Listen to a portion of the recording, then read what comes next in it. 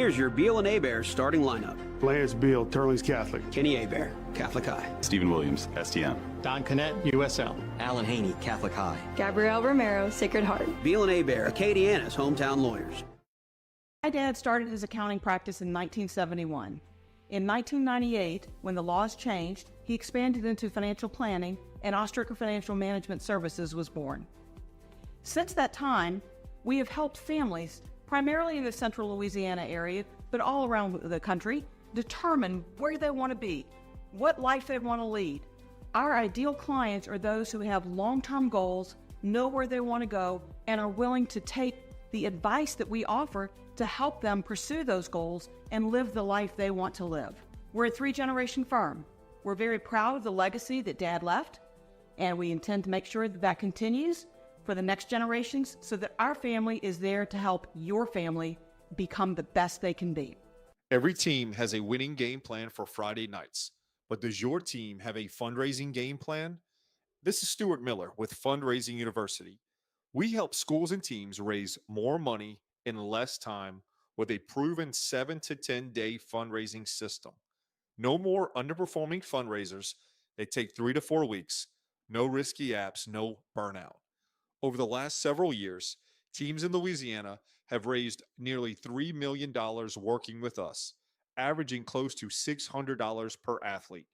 Don't settle for multiple small fundraisers when one great one can change your season. Go to fundraisingu.net today. Your winning play starts here. DeVille's Electric, licensed and insured, with over 25 plus years of experience.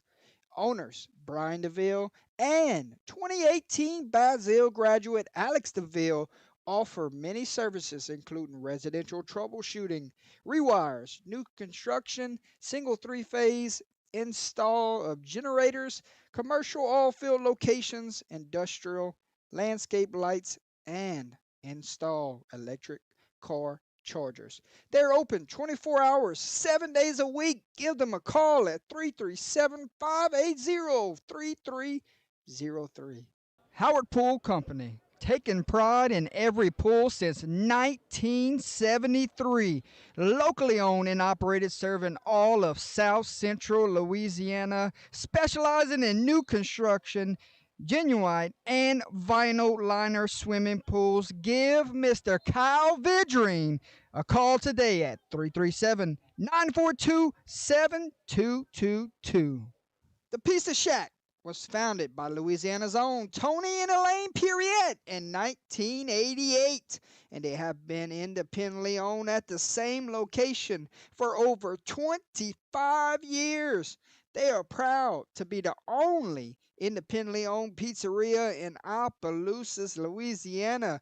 They are happy to serve the customers and the community with not only a friendly service, but also a family dining atmosphere. Come discover the most well-known secret in Opelousas, where they have daily specials and absolutely the coldest beer in town. 1242 Edith Street. Give them a call at 337-948-4838. Locally owned and operated. The Crawfish House and Grill, the finest Cajun restaurant in Opelousas, Louisiana. Located at 1214 South Union Street. They're open for lunch Sunday through Friday, 11 to 2, and dinner Tuesday through Saturday, 5 to 9 p.m. So if you're in town for lunch or dinner, pass by for some great Cajun seafood. Dine in or take it to go. They do accept reservations and also offer catering. Find them on Facebook or give them a call at 337-948-0049 or shoot them an email at crawfishhouseandgrill@yahoo.com. Quibb's Country Store on Highway 167 in Plaisance is your perfect one-stop shop. Whether you're looking for a juicy burger, hot boudin and crackling, cold beer, or off-road diesel, they've got you covered. They're also serving daily plate lunches, Sunday barbecue, and a great variety of smoked and fresh meats like the famous Tasso roast. Check them out on Facebook for more information and daily specials. Call Alex Fontenot with Bird's Eye Insurance. He can assist you with all your insurance needs like auto, home, business, and life insurance. Give them a shout today at 337-308-1230 and let them know UTL sent you on by. He wants to say good luck to the Northwest Raiders this upcoming season. All Summed Up Accounting and Tax Services, located at 119 East South Street in Opelousas, Louisiana. Owner Donna Taylor looks forward to assisting you with your financial and tax needs. Give her a call at 337-447-4018 or email her at donna@allsummedup.net. Tax season hours includes January to April, Monday through Friday, 8 a.m. to 6 p.m., or Saturdays, 8 a.m. to 2 p.m. And then the off-season hours include May to December, Monday through Thursday, 8 a.m. to 5 p.m., and Fridays, 8 a.m. to 2 p.m.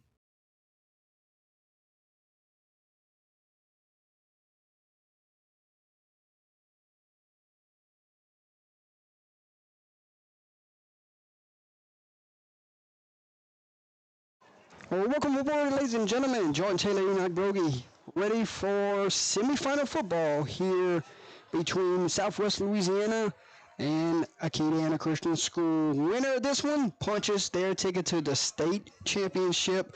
Excited to be here, excited to cover the Lions for the first time.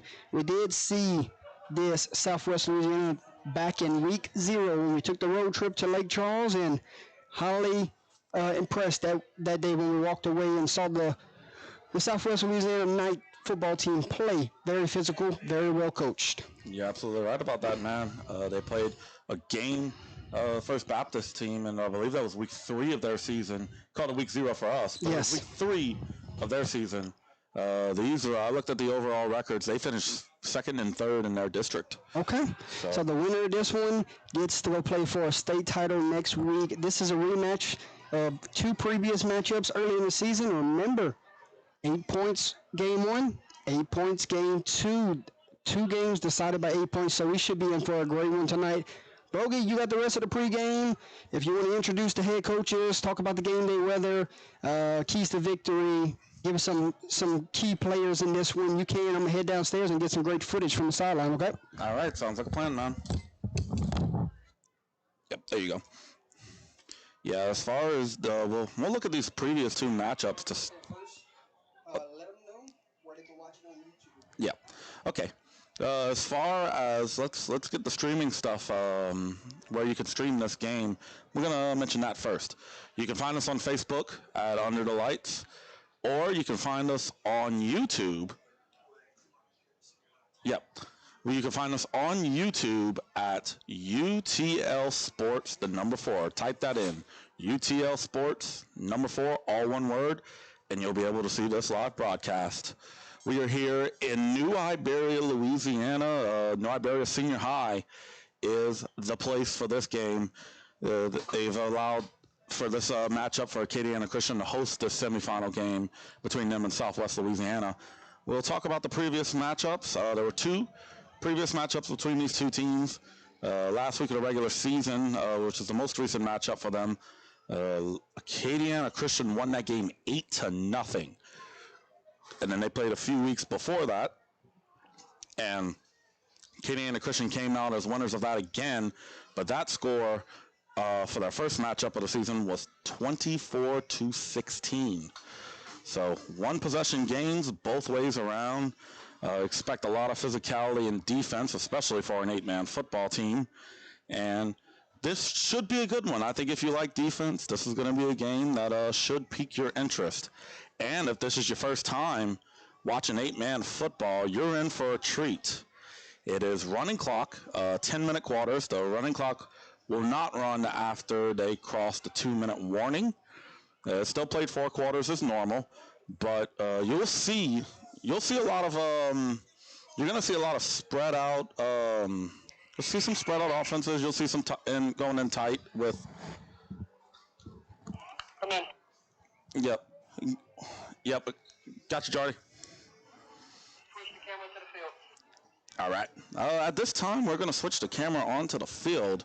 We got Jordan Taylor down there. He's going to get us He's going to get us some footage at this time. We'll talk a little bit more about each of these teams.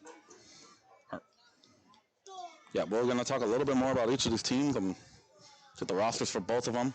I want to highlight the seniors for both of these teams because this is playoff football for them. Winner goes to the state championship, and the loser will go home. So let's talk about the seniors for each of these teams. As of right now, let's go over the Southwest Louisiana seniors. Number 3, Brady LeBlanc. Number 6, Braden Muholt. Number 13, Grayson Johnson. And number 40, Marcus Escueda.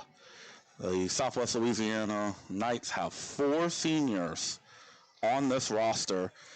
And we will switch over to, and let's see, I think all of these guys are starters.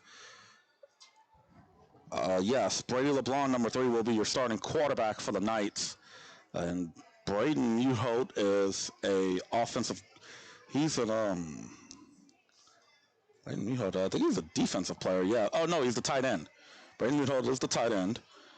Grayson Johnson will play on the defensive line. And Marcus Escueda, he, I believe, might be doing the kicking duties, if I'm not mistaken.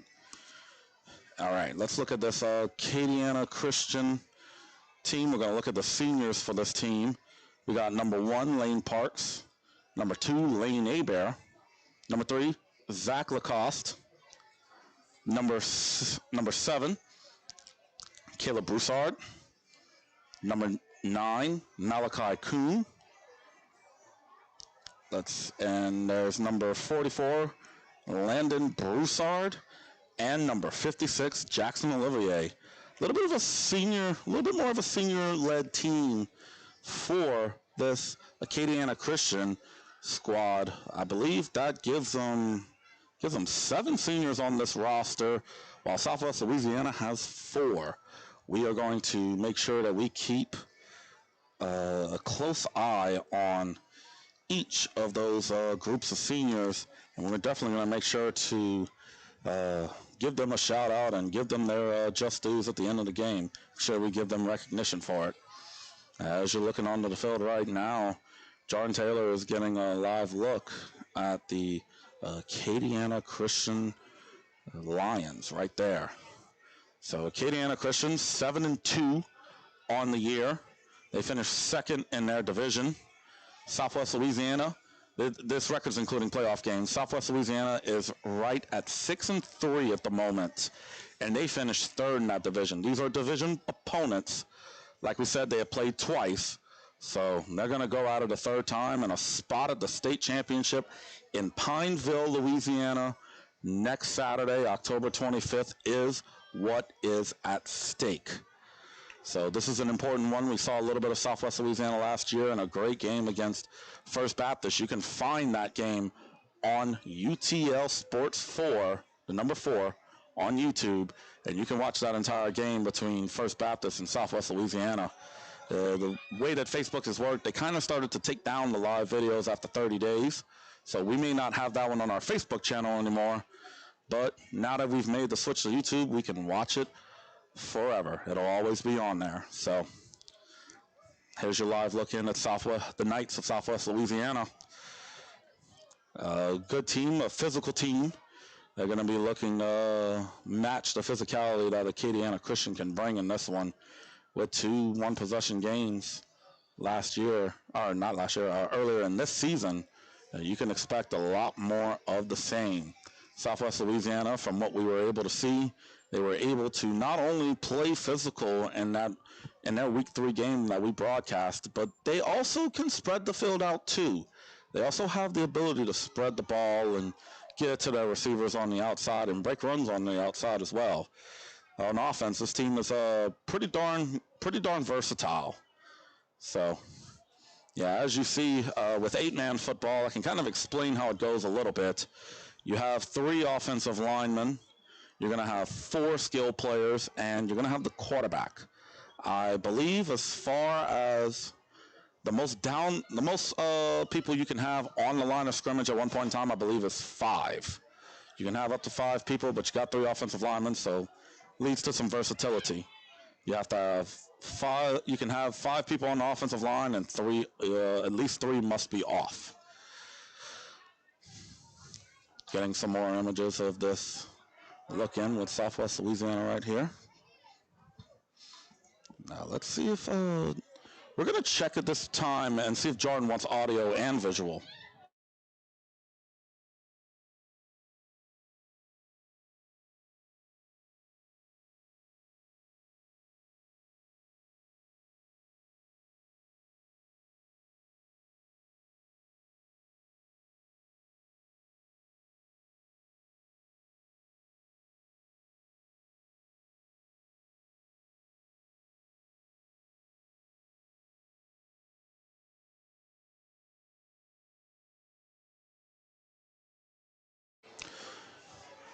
All right, at this time, we're going to send audio down to Mr. Jordan Taylor. We want to give him, he wants to give some of his thoughts about this upcoming game between Acadiana Christian and Southwest Louisiana. Let's set that up to where we can get audio on him as well. Should be good, Jordan. Enoch Brogy, what's going on, my man? Yeah, I'm down here on the sidelines catching all the action up close and personal. And Southwest Louisiana and Acadiana Christian School. Excited to be here at New Iberia Senior High to cover this semifinal matchup between these two 8-man schools. Winner of this one next week will head and play for a state championship. Doesn't matter the level of classification. When you got an opportunity to go play for a state championship, you know these kids are going to play with their hairs on fire tonight. We're getting a real good close look at number 11 right now.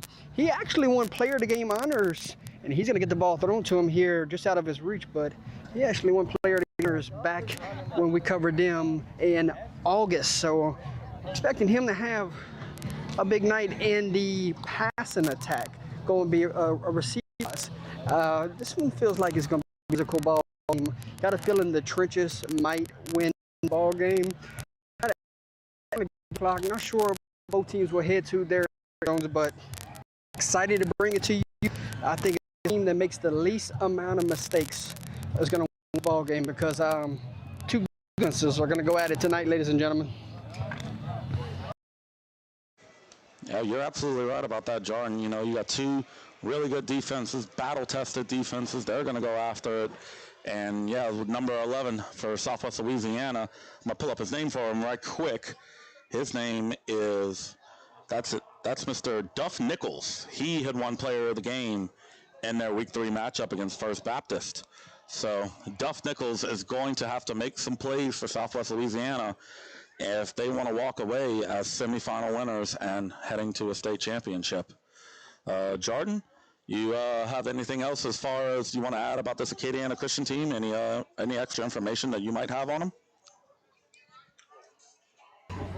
I was just introducing myself to the head football coach here, thanking him for the opportunity, so I missed that, Enoch. All right, not a problem, not a problem. I was just seeing if I was just going to cue you in to see if you had any extra information about this Acadiana Christian team, if you've had anything, if you were able to see anything or gotten any information before the game about them. Look at the running backs tonight. Number 9 right now, down up at the fullback position.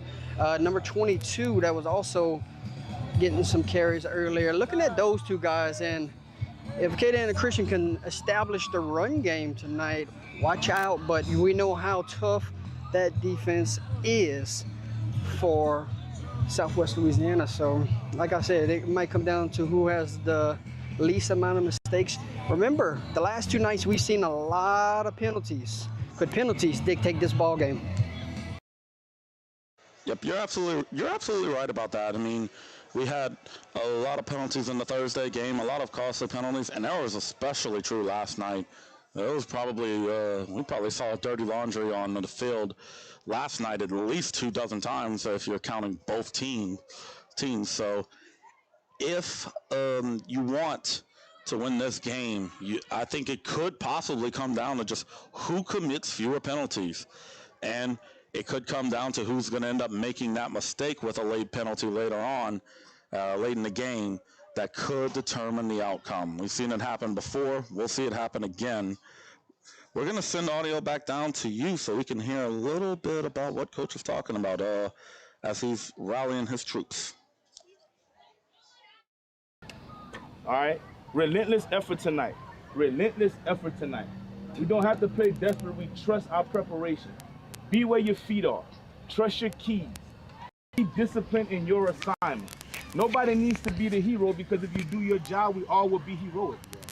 You understand? Let's go. This is our time, right? It's a lot on the line tonight. Really, truly it is. But you are already great. You've already proven what you need to prove to me and our staff. I need you to know that we love you. Tonight we will battle adversity tonight. And if we don't, we don't. But in the playoff atmosphere, in the semifinal game, you got to think that they're going to try to give you that best shot. They believe that they're better than you. It's our job to show them that it's a different level of football, right? And we have prepared more than we could. We have praised God more than we could. We have honored God more than we could. Now today we honor him in the way we play. Trust each other. And know this, tonight we punch a ticket. Protect the football. Protect your teammates. Lift them up. Have fun. Fly around. Celebrate with your teammates. We don't taunt.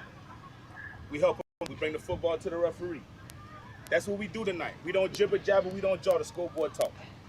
Do you understand? Yes, sir. Do you understand? Yes, sir. Hey, it's your time. It has always been about you. I'm so proud of you guys. Do you understand me? Yes, sir. I do not want to stand with any other brothers. You've made me a better man, a better coach, and a better father. I do this to serve you. Amen. Tonight is the opportunity for me to take the chains off that I've been having on you all year long. Go be dogs. Show the world what Christian athletes look like. Let's The go. best brand of athleticism comes from a Christian athlete. It's on y'all, coach. Unleash the beast, boy. Let's go. So far to this football. Go full water. Block to the whistle. Block to the whistle. Don't turn around. We blocking. Don't turn around. If you miss your guy, go next level. Find the next man. One down at a time, fellas. Like one down at a time. And look. One down at a time. 5 plays. 5 moves. Next play. Next play. Right?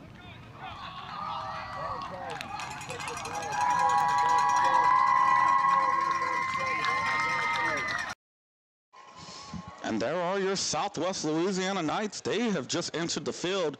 You got a live look in at Coach Carol Olivier rallying his troops for this matchup for Acadiana Christian. That was some great audio and visual we got, Jordan. Thank you for that one.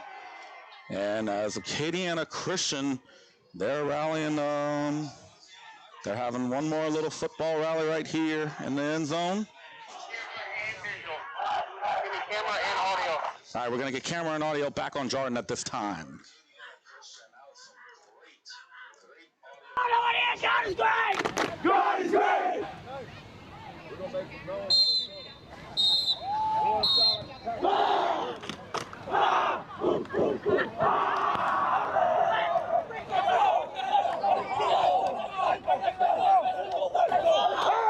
Let's go! Let's go! Who's house? Who's house? Who's house? Our house!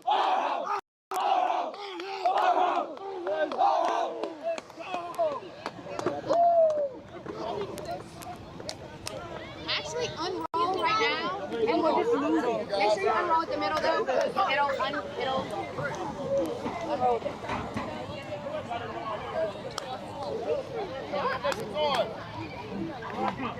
Go again.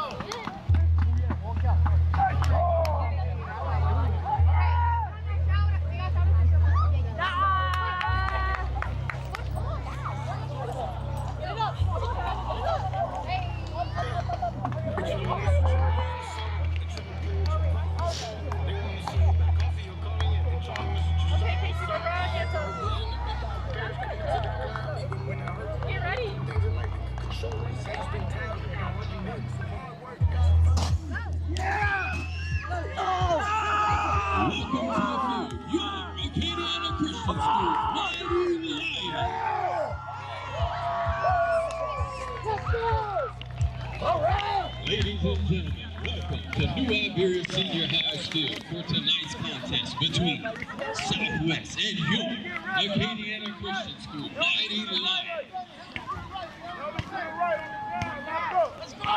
To honor America, please stand and join in the singing our national anthem. All right, and we're back. That was a live look in at the Acadiana Christian Lions entrance. They're about to start the national anthem at this time.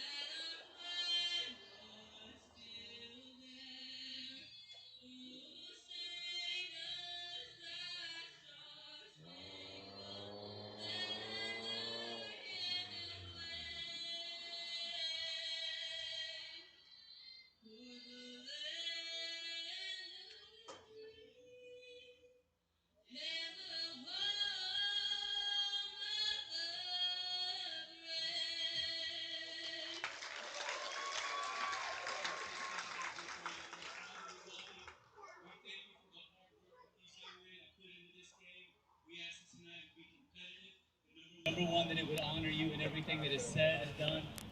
Keep our players safe as they honor you with their skills tonight. In Jesus' name, amen.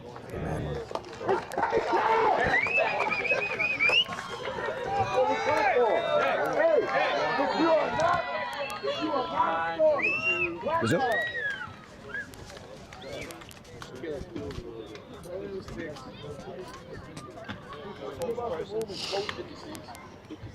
Acadiana Christian School would like to welcome our guests from Southwest.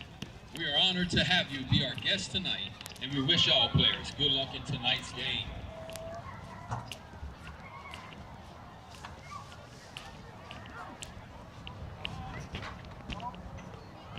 Referees in tonight's game.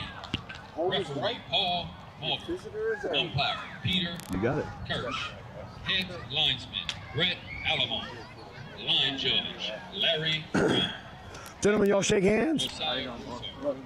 And game clock Marshall Miller.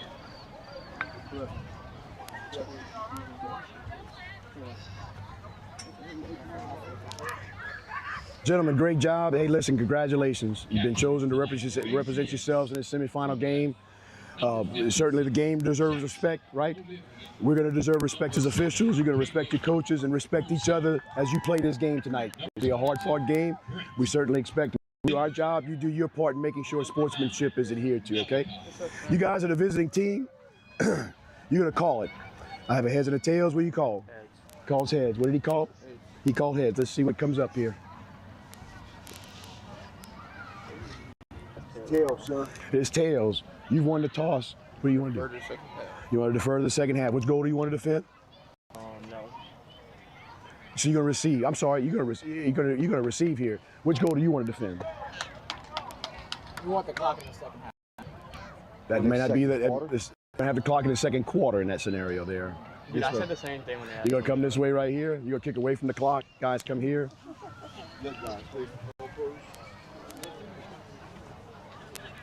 Here we go. White has won the toss, has deferred. He will kick and be receiving on this end.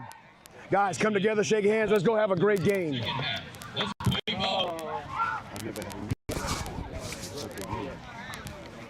Thank you, sir. Yes, sir. Let's go! Come on! Let's go, Max!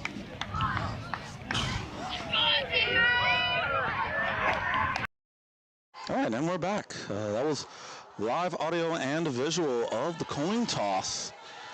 Thank you, Mr. Jordan Taylor, for setting that one up. If you missed it, Acadiana Christian won the toss and elected to defer until the second half. Let's see if we can get that kicker's number at this time. It looks like it's going to be number 20. Isaiah Viator will be on the kick for the Lions. Going to see if we can also get Southwest Louisiana's return man. It might be number. See if he'll turn around a little bit. It might be number 11. Might be number 11 there, who is Mr. Duff Nichols. Duff Nichols could be returning it here. All right, we want to say, and hopefully we want to say enjoy the game, everybody. Get your favorite drink, get your favorite food, snack. Boot meets ball, and we are underway. Yeah, looks like the return man's going to take it at about the 11-yard line. Had to swoop backwards a little bit.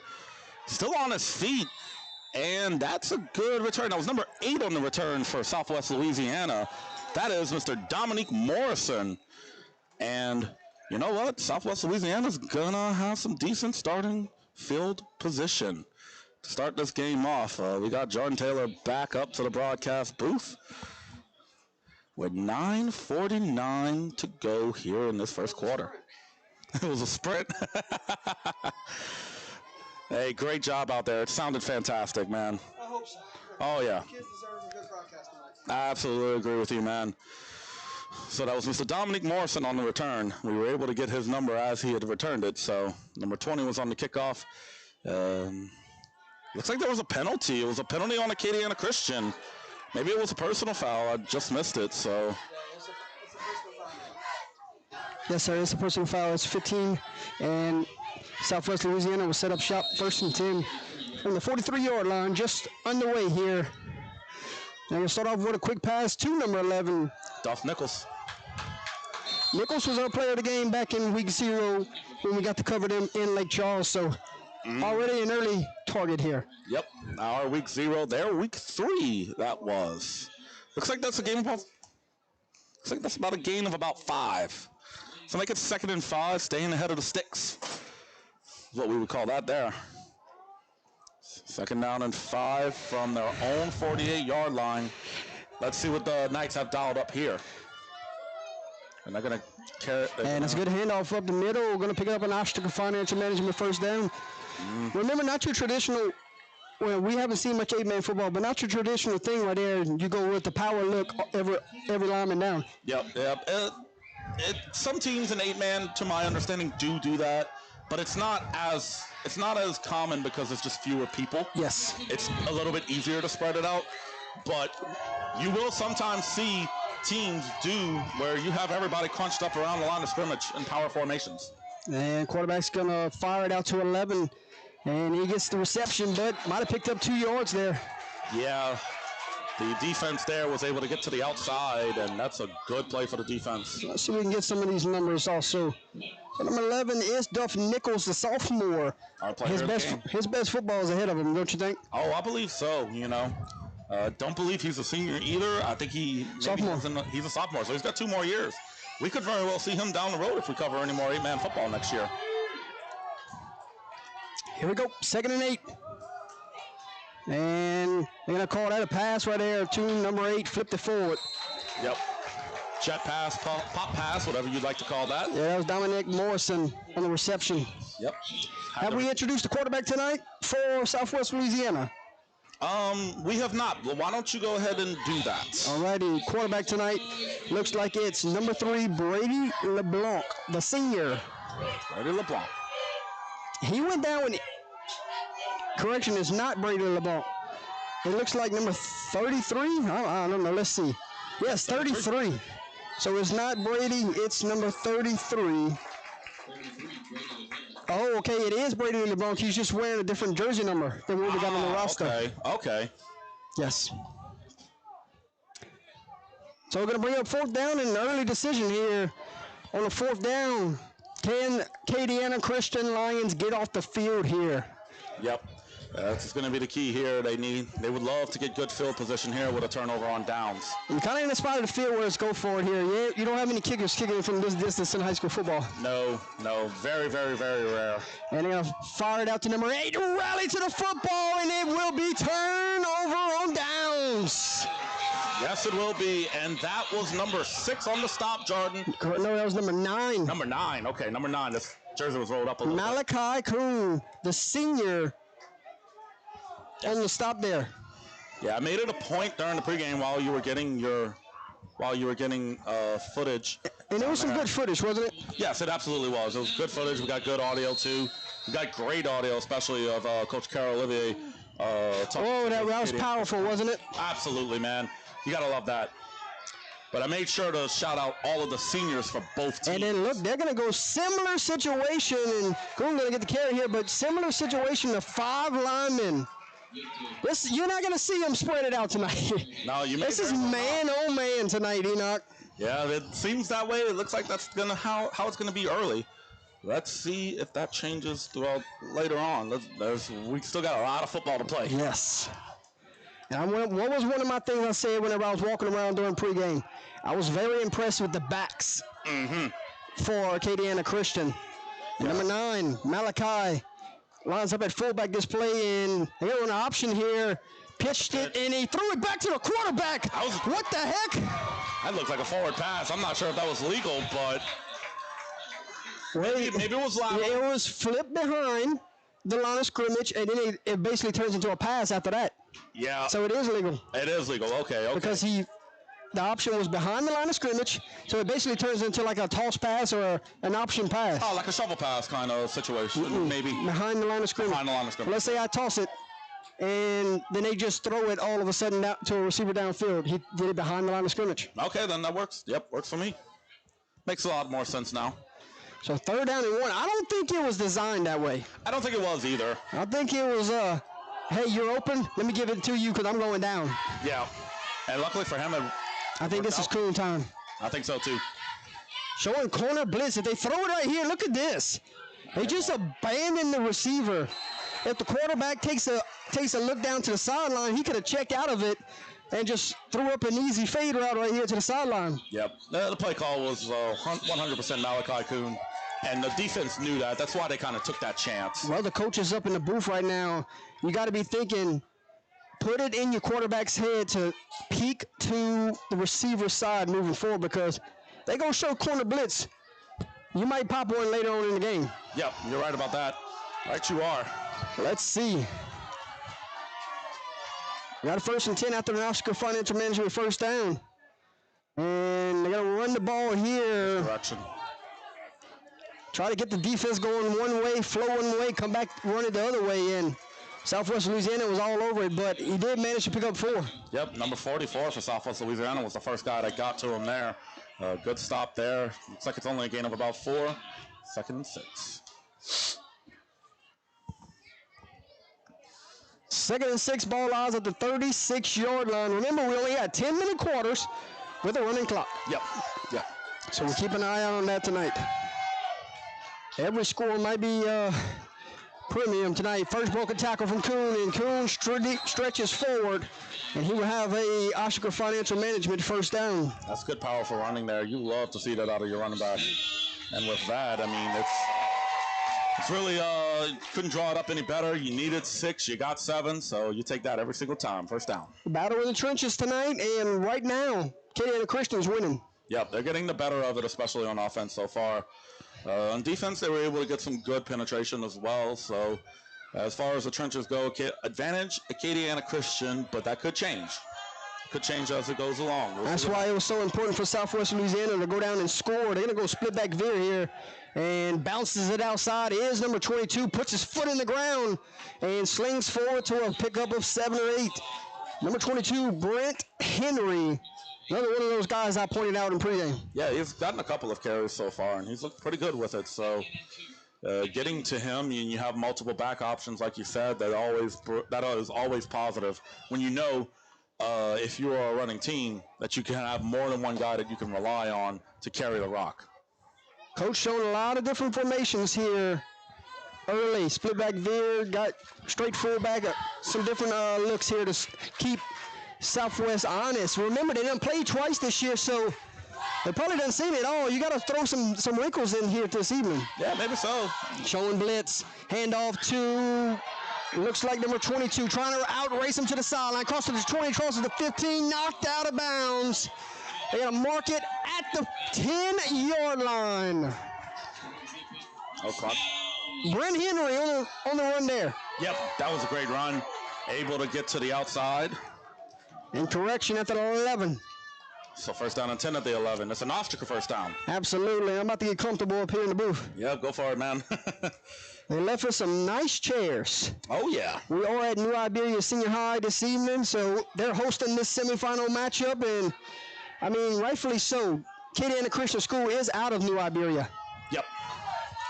And we got 1st and 10 showing blitz off the outside. Split back veer look. And it's going to be quarterback design run here. He let his backs get in front of him, and he just followed him. Yeah, good play call here on first down. We're able to get a good bit of positive yardage. It looks like they got 7. Yeah, he got it down to the 4. So, yep, that'll make it 2nd down and 3. You can get a first down here if you get to the 1-yard line. Yep. And you got to think Acadiana Christian sticking touchdown. Yeah, and getting into the 1-yard line. It might be nice for a new set of downs, but you're always thinking end zone when you get this close. Here we go. Coon gets the carry. Coon right into the teeth of the defense. Down at the 3. Gain a yard. That was number 98. He didn't get the tackle, but he was the guy that blew it up. He slowed Malachi down and was able to allow the rest of that defense to rally. That was number 98, Stuart Wild. And here we go, 3rd down and 2. Oh, careful, man. We got good chairs, but you got to be careful. You almost fell back in one. 3rd and 2. From the 3. Handoff, blown up. Oh, man, what a good play on defense.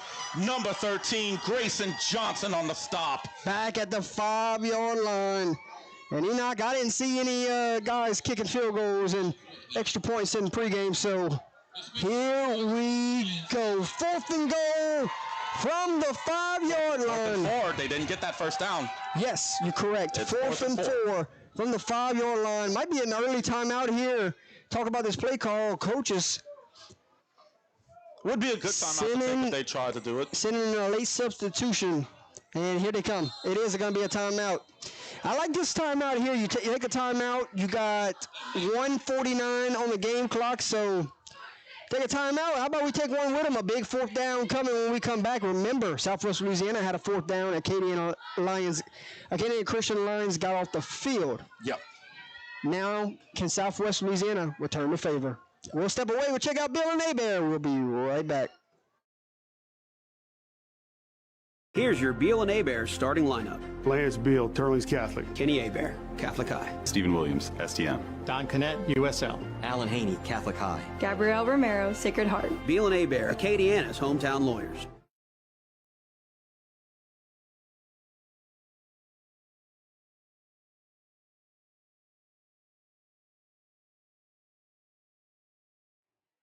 Welcome back to the Fundraising University broadcast booth. It's 4th down and 3 from the 5-yard line. 4th and 4. Yeah, we own something tonight.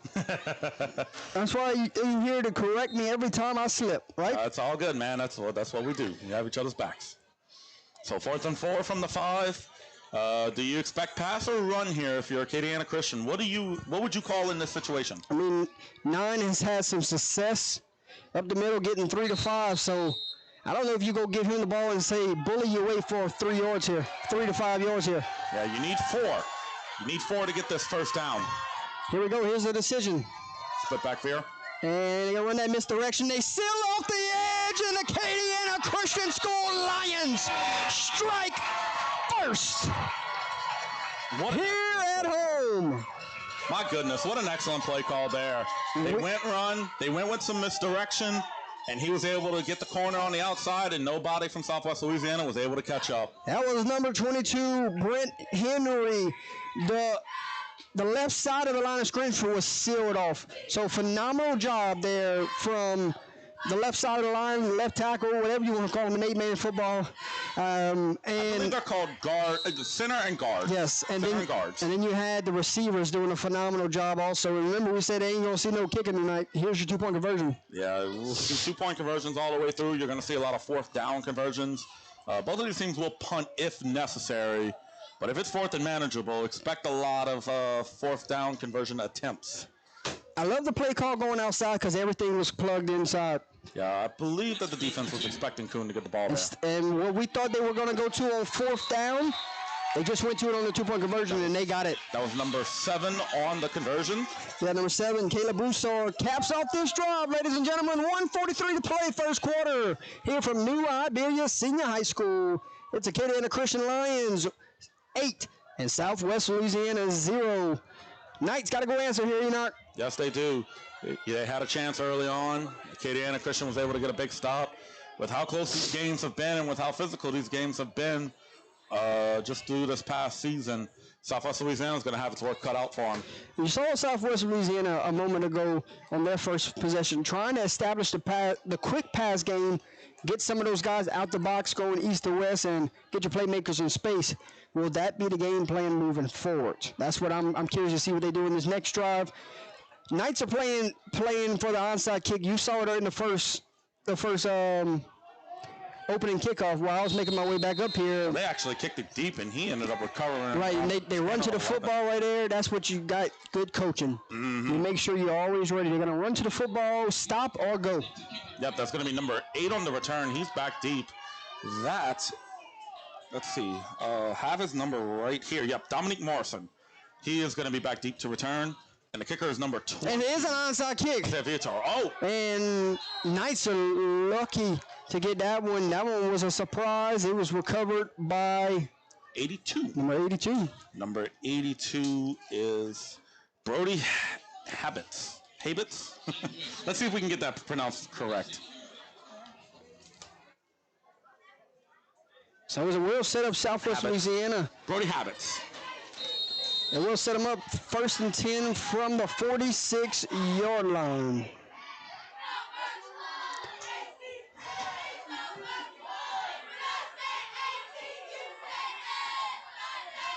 And there's a snap.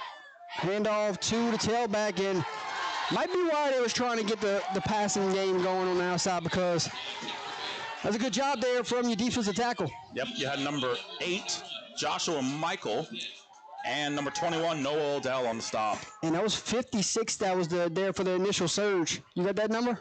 Number 56, Jackson Olivier.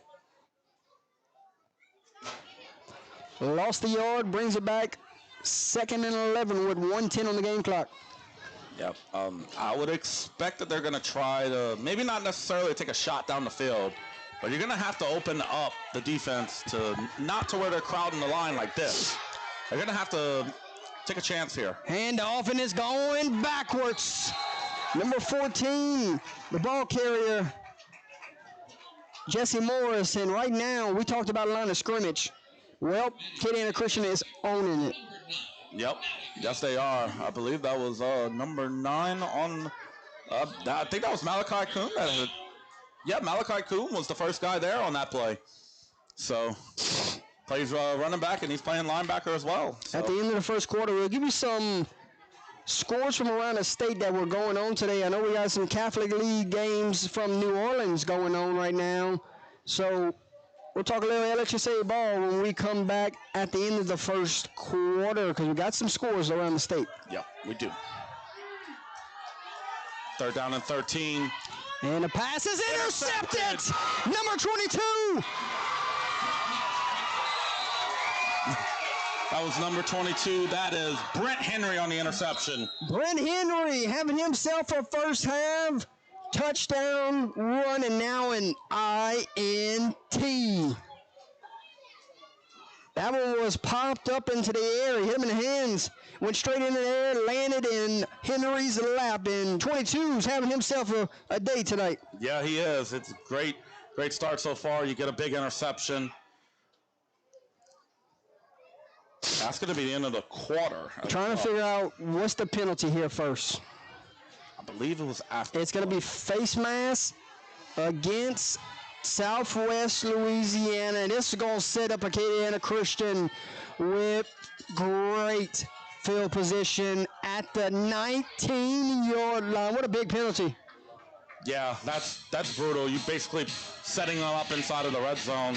And we'll see. Do we have to go untimed down, or are we going to be the end of the quarter? They're lining up as if it'll be an untimed down. Yeah, they're bringing the football onto the field, so. Or first play of the second quarter. Okay. And right now, the Whitecap says, end of the quarter, send them to the sidelines.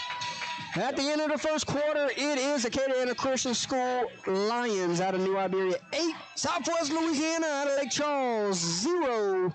Stick with us, folks. You're watching Saturday Football Semifinal Edition live on Under the Lights.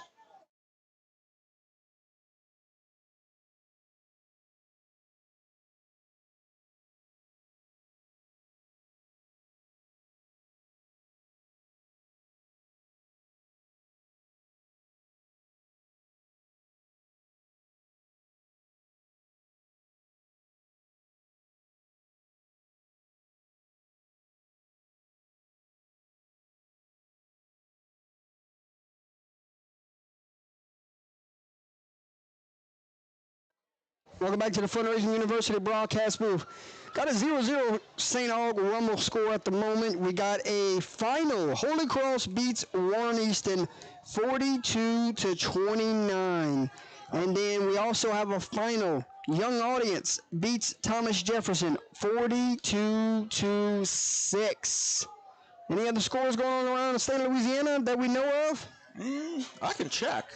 There's only a few games. Saturday edition of LHSAA ball, I can check. We'll say this, though, that was Holy Cross versus Warren Easton. I'll tell you what, man, Warren Easton, they're building. They're slowly building things back up. I said it would take a few years for them to get back to where they need to be, but they might be a little bit ahead of schedule, staying competitive in these games. It looks like I got another final for you.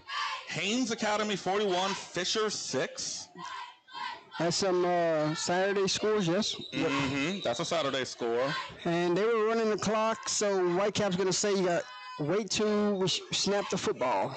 Yep. Any other ones? 1A scores? No 1A games on this Saturday. All right, here we go. 1st and 10. First play of the second quarter, and Coon's going to get the carry and falls forward for a pickup of 5. Good running there, keeping his feet moving. Gotta like that. Staying ahead of the sticks. Yep, it will be 2nd and 5 at the 14-yard line. Your first time here? Yes, I've never Beautiful, been to isn't this it? before. Oh yeah, good turf. And how did it feel on the field? Oh, it's in great condition right now for a football game because we had a lot of rain earlier, so soaked up, got on out of here. But this filming booth is awesome also.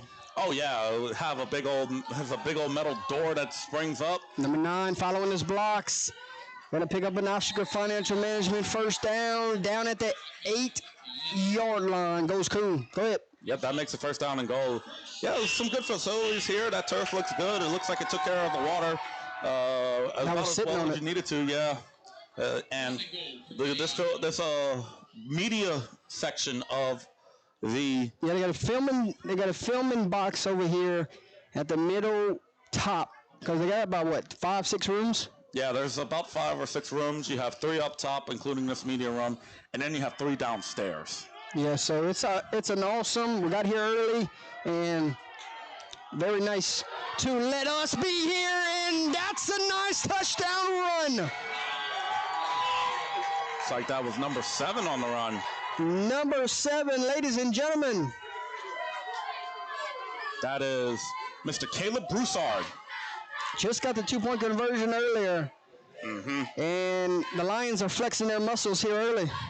Yes, they are. They are good for those Lions. About an 8-yard touchdown run, wasn't it? Yeah, 8 yards. It was a run of 5, then 6, then an 8-yard touchdown. Correct. 3 plays, 19 yards. And they do some shifting here. Overloading the left side, and that's exactly where they will run. 2-point conversion is good. Caleb Broussard gets it again. And if one time is better, how about Dos? Yep. He's responsible for 10 of the total 16 points scored by Acadiana Christian so far. And how's that look? A little close-up of Mr. Broussard. Yep. Maybe they've heard of Under the Lights before. He might know what's at stake if he keeps scoring touchdowns. He may get a nice plaque to hang in his room. Long way from home. Not really contender, though. Southwest Louisiana has been one-score games both times this year with Acadiana Christian. So you know this was long from over, my friend. Oh, yeah, you're absolutely right about that. We are in second quarter, 8:38 to play here, 16-0 your score. Don't be surprised if they try to steal a possession here for the onside kick. Yeah. But Southwest Louisiana, you know that they're looking for it. You know that they're going to be expecting it. We saw that on the last kickoff. They were looking intently at Acadiana Christian to see if that was coming. It did, and Southwest did get that onside kick. They did manage to recover it.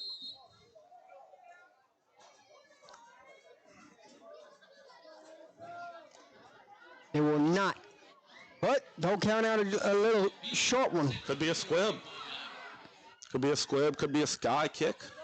Could just kick it deep. Southwest Louisiana needs a big return here to get some momentum. It's been sucked out the stadium right now. If you're nice and they go onside kick and someone crossed the line of scrimmage, so that's going to be an offsides penalty. Yep. Yeah, you cannot cross. You cannot cross the 40-yard line for a kick before the kicker kicks the ball. You have to be wary of that, or else they're going to send you back 5 yards. So we do have a final score for a college game. Georgia beats Ole Miss 43-35. Yeah, that game was close. We were able to catch a good little bit of the end of the first half and a little bit of the second half. And we do have a top 10 team that's not named LSU that goes down today. Oh, yeah, you're right, because Ole Miss was number 5. Well, there's another one. Who else? Arizona State upsets Texas Tech 26-22, down goes 7. So 5. Did Memphis win? So 5, 7, and 10, and 2 all lose this week. Yeah, we're going to have some chaos in the rankings, and oh, darn, Memphis lost. Well, so much for the playoffs. There's a lot of teams that have lost this week, but if Bryson Antoine is listening right now, Boomer Sooner won. Yeah, Oklahoma won that game, so you know what? No, Bryson's happy right now. Bryson win over South Carolina. And I think this is Bryson's cousin or uncle. That's the head coach for Acadiana Christian, so that's a pretty cool moment, isn't it? Mm-hmm. No, it looks like that was number 12 on the return. And he will cross the 40 down at the 41-yard line. Well, Southwest Louisiana will set up shop, 1st and 10, down by a couple scores. They got to get to work here, go answer here, cut this deficit in half. I wouldn't be surprised if they try to go for a shot play here in the first play of this drive. I mean, they've tried to work the short passing game in, but Acadiana Christian from sideline to sideline has been a little bit too fast for that to work. Their team speed is pretty darn good, as well as their physicality. Maybe taking a shot down the field could be the answer. No safeties also. Play action. There's your shot play. Trying to get it to the tight end, and they did get it. He's still on his feet. You called it. I did. They wanted it, and they got it. Pass complete to number 12. Not very often that I call a play right before it Kean hits, but I'll take it this time. We're going to go with that. Willett. Let me see it. Yep, Keehan Willett. Keehan Willett. Keehan Willett. Mm-hmm. Yep, Keehan Willett. Yep. Oscar Financial Management first down. That was a gain of 24 yards on the play, Jordy. And it was a bobbled snap. Somehow he didn't lose that football. Somehow gained yards. And somehow they gained 2 yards off of it. Yep. So make that 2nd and 8. Ball's going to be marked out about the 38-yard line. The chain crew guy has it on 4th down by mistake. You get a chance to introduce both coaches in pregame? I didn't get a chance to. I was able to after head coach for Acadiana Christian did his pregame talk. I was able to swing pass out to the running back, trying to win the foot race out of bounds. And he's pushed out of bounds, but not before. Number 14 comes about a yard shy. of the first down marker, Jesse Morris, ladies and gentlemen. I like what they're doing so far in this. I like what they're doing so far in this drive. And they will say first down. They got it on Ostrika first down. Yeah, Ostrika Financial Ministry first down. It'll be 1st and 10 from the 25-yard line with 7:17 to play here. And they did stop the clock, by the way. They did stop the clock. He went out of bounds. Yep. I was wondering if they're going to go running clock the whole way, but they are playing traditional rules. So we're still learning 8-man football ourselves. Oh, yeah. Second time, but hopefully we'll roll out to his right, fires it into the flats, and overshoots his intended receiver. Was looking for number 8, Dominic Morrison there, and could not connect with it. You get your quarterback moving to the right there. Brady LeBlanc give him an option whether if it's open, take what's in front of you and run. But if you got a shot to get a guy open in the flats, take it. Yeah, I like what Southwest Louisiana has been doing so far in this drive. They've been moving some skill players around. They took a shot down the field that paid off. If you keep doing that, if you use this to set up the pass, you can use that to set up the run later on as you get guys out of the box. They're going to hand it off to number 44. And I thought he would be an impact in this game because he's the big bruiser. From when we saw them earlier in the season, Elijah Keefe, he went down with an injury. Yep. So I was excited to come in, see him tonight, see him do exactly what he just did, try to run over some guys. Yeah. He's a tough runner, man. But you got to remember, both teams are playing both ways, so managing your substitutions are going to be huge and key. Yep. Keeping guys fresh. With 8-man football, counted the number of kids that both of these teams have. They have about 24 or 25 on each of them, about the same number of kids, but you're going to see the experienced guys and your more talented guys. They are going to play both ways.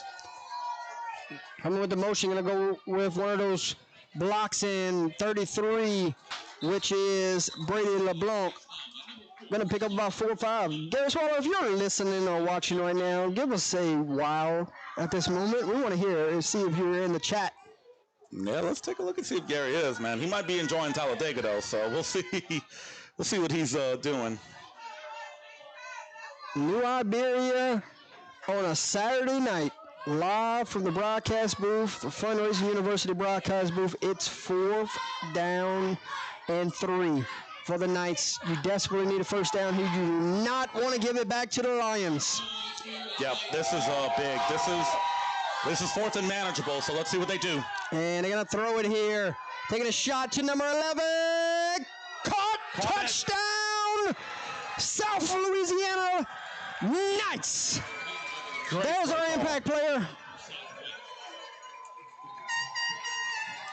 Number 11, that's Duff Nichols. There we go, Duff Nichols. Yeah, he was a big-time player when we saw back in week 3 of this league, and you know what? They're going to need him to. They're going to do that and more. If Southwest Louisiana is going to come back into this game, but getting on the board is important. It's a big 2-point conversion to make this a 1-score ball game. Number 33 lowers the hat, fumbles the football, and the 2-point conversion will be no good. So with 5:33 to play here, the score now says Acadiana Christian 16, Southwest Louisiana 6.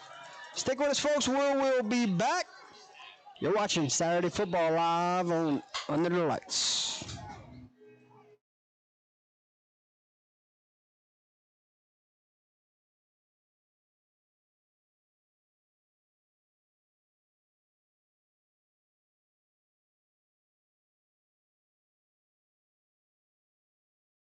Every team has a winning game plan for Friday nights, but does your team have a fundraising game plan?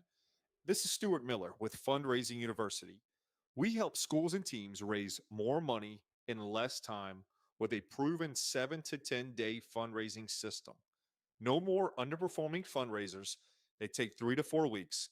No risky apps, no burnout.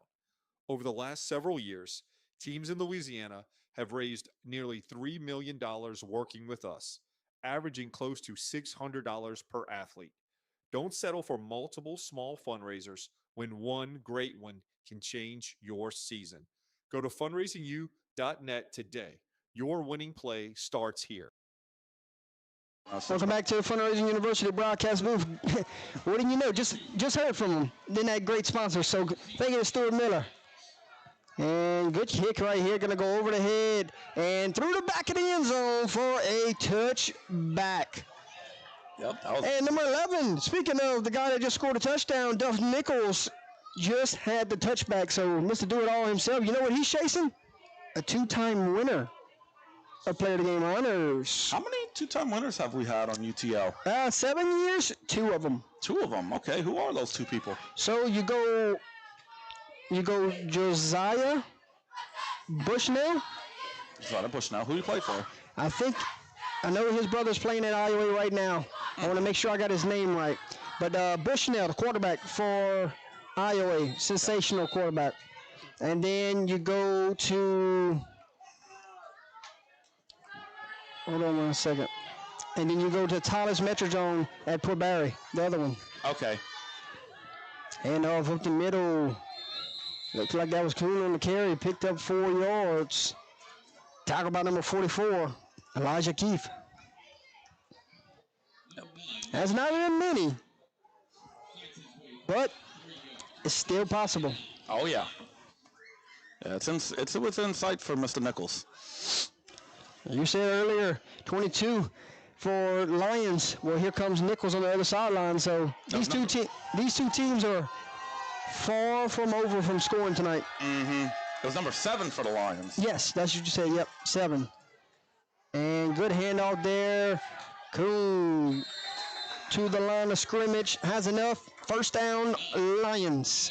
Oscar Financial Management first down. Another hard run there from Mr. Malachi Coon. And his extra effort is able to get an Ostraker first down. I would assume you're going to give it to him again. Why not? Yeah, he's got the hot hand right now. Why not? Keep running it with him until they can prove that they can stop him. Some bubbles going on right in front of us. They must be setting them off in the bleachers. Yeah. I was wondering how that was a thing, but okay. Got a corner blitz. There it is again. Yep. And you got one of the backs in the backfield.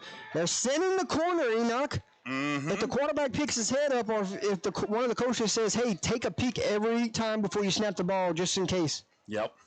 And right there, they're penalized 5 yards. So coach on the other side is taking some risk right there, sending the corner. Yeah. With no safety help over top. Yeah, it's 2 drives, 2 touchdowns for Acadiana Christian. Southwest Louisiana to claw back into this game. They're going to have to take some chances on defense. It's going to be one of those. It's one of those type of situations where the Acadiana Christian offensive line's been playing very well, and Southwest has to find a way to neutralize it. And try to get it outside, cuts it back inside, and penalty flag flies. And if it's coming from the white cap, it's probably holding. Yep, I think you're right about this one. This one might be coming back.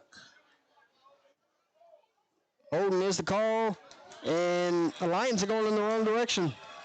Yeah, should be a spot foul, 10 yards. Let's see where they're going to mark it.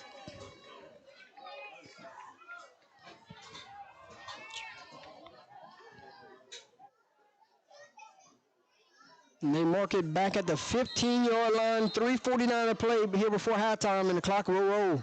Yep.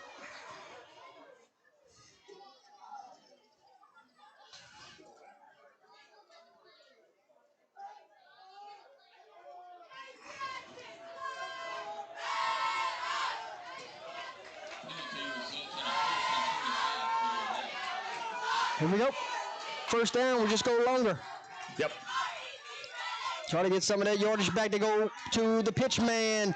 And Henry trying to outrun an defender and going to be brought down.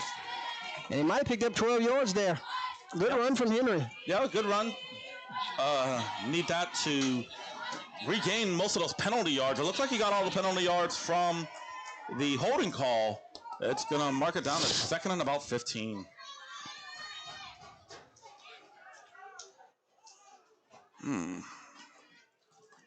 And 9's going to come out, get him a breather.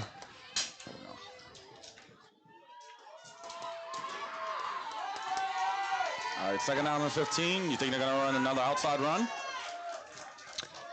Nope, you give it a 7, because he could do things like this. Dragging him for a first down. Look at that. 15 yards that he needed, and he got it on the second effort. So he got 16 out of it, didn't he? Yes. Needed 15. Got 15. So it's the first down. He got exactly what he needed for it. Caleb Broussard, Oscar Financial Management, first down. 2:18 to go here before halftime. 16-6, your score. Yep. We'll see if Lions would love to get more points here. Yeah, we'll see if they're going to up the tempo here in order to do so. They've had the momentum for most of this game so far, and no play clock here in the stadium, so they must be keeping it on the field with the back judge. Yeah. Hand off to number 7, and he's down the sideline. Enoch crosses the 30, still on his feet, finally pushed out of bounds. Caleb Broussard. Wow, what a run there, man. Used his speed to get to the outside, and when the defenders were closing in, he used his power to fight for extra yards. And they're going to mark it down at about the 20-yard line. Inside your red zone. Ladies and gentlemen, this 1-2 punch is something serious for the Lions. Yeah, they absolutely are, man. Oh, man. Give it to Malachi Kuhn. Give it to Caleb Broussard. Good things will happen. And the offensive line's also doing great work up front. Knight's got to dig in, find a way to get a stop here before halftime. Yep. And 22, it's Henry. And Henry breaks through! Touchdown, Lions! Whoa, look at that. Wow! Man, what a run that was. He would not be denied, Enoch. Nope, he managed to slip that tackle, and after he did, he was off to the races. Nobody was there to catch up to him. Wow. Use your power to break the tackle, and then you use your speed to get away from it and score. What was an 8-0 ball game the last time these two met? It's far from that right now, my friend. Yeah, with this 2-point conversion, if they make it, you're looking at an 18-point ball game. Let's see if he gets it. Falls in. 2-point conversion is good, and that was Kuhn. Yep, got it on the second effort there. Ladies and gentlemen, your new score here from New Iberia Senior High with 1:32 to go here before halftime. It's Acadiana Christian 24. It's Southwest Louisiana 6. We'll be right back.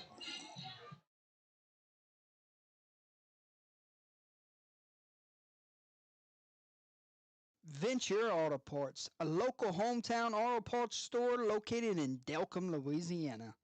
Open Monday through Friday, 7 to 5, and on Saturdays, 7 to 12.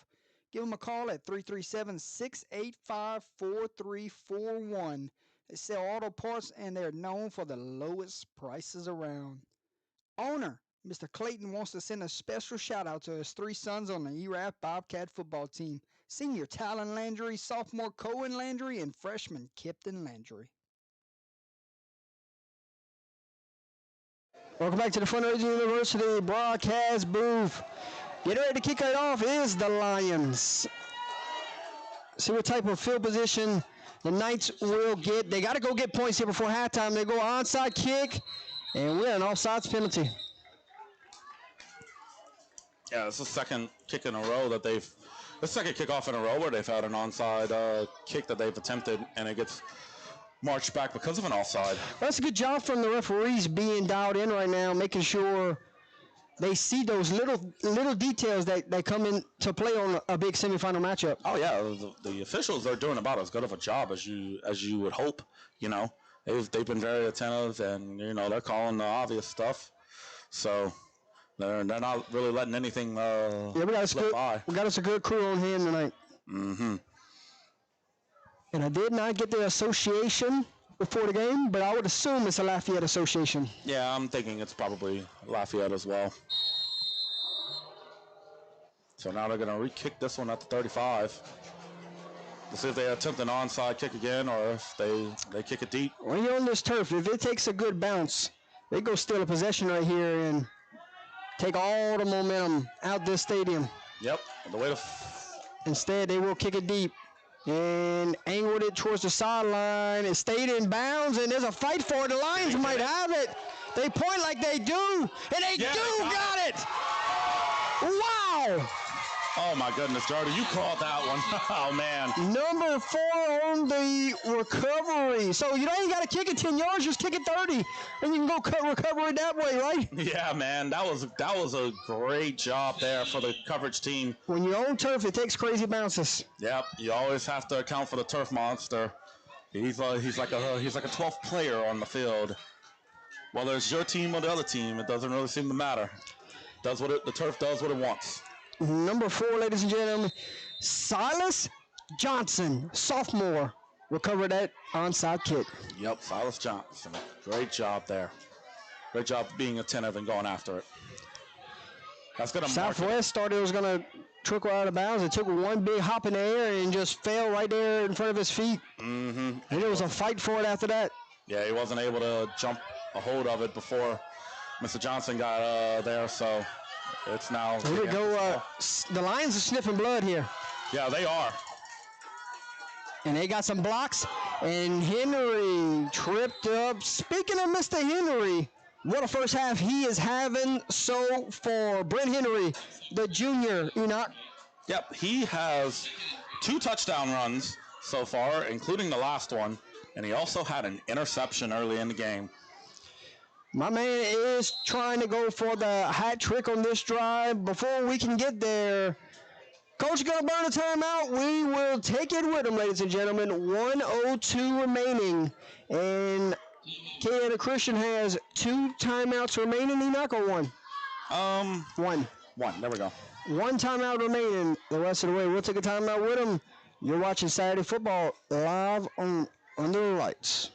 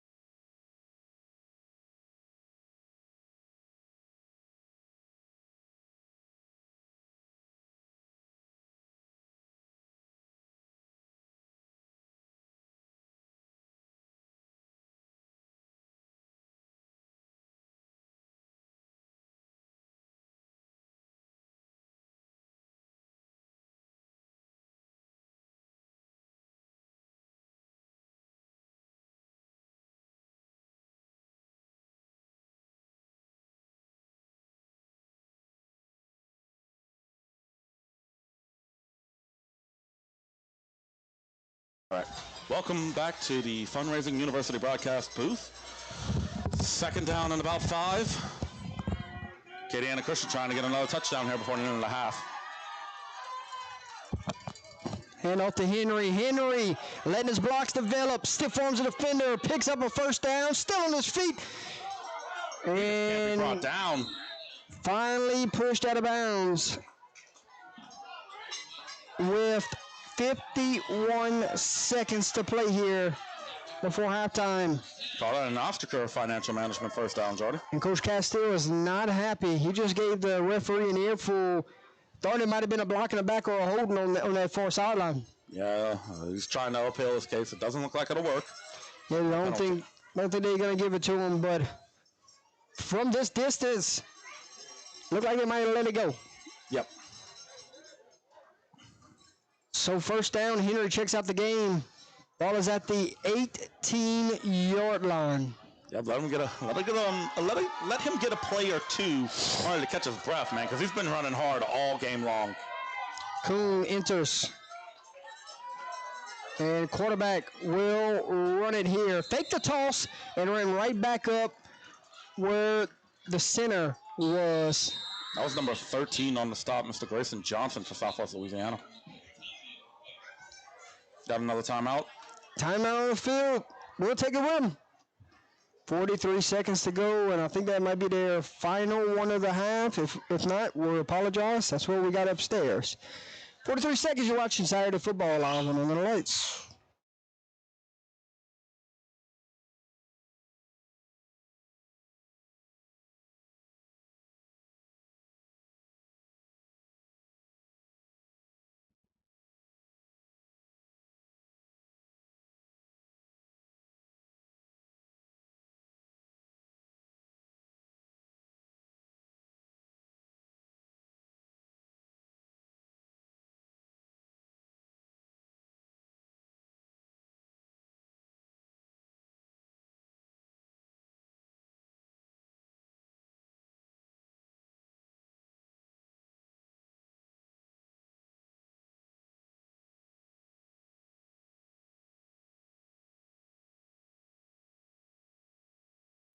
Welcome back to the Fundraising University broadcast booth. It's 2nd and 9 with 43 seconds left before halftime. Quarterback's going to drop back to pass. Now he turns into a runner. Makes a couple guys miss. Yeah, and he's down, and they're going to go quick here. Not sure if they have any timeouts. The coaching staff is screaming, get to the line, get to the line. Here we go. Yeah, they don't have any more timeouts started. So they probably called 2 plays from the sideline just now. Yep. And he spiked it. Oh, I don't know, Enoch. You spike it on 3rd down, and you make it 4th down. And it's 4th down and 4 now. You like that call? You just gave up 3rd down. I can't say that I do. But then again, if they don't get it on 3rd down, it's not like you can spike it on 4th. So. Well, if you call them 2 plays from the sideline, you run that play and come right back to the line of scrimmage and run play number 2. Yeah, Instead, you win with the spike. Now it's 4th down. Right. I don't know how I feel about it. I guess if they didn't have 2 plays, unless they got lost track of the downs. They could have. That does happen. You will sometimes have oversights like that. So we don't know. We got 4th and down and about 4 yards to go with 22 seconds remaining. And we had a penalty flag, and it's going to be a delay of game penalty. Yep. That's going to be marched back 5 yards. Instead, that's 4th and 9.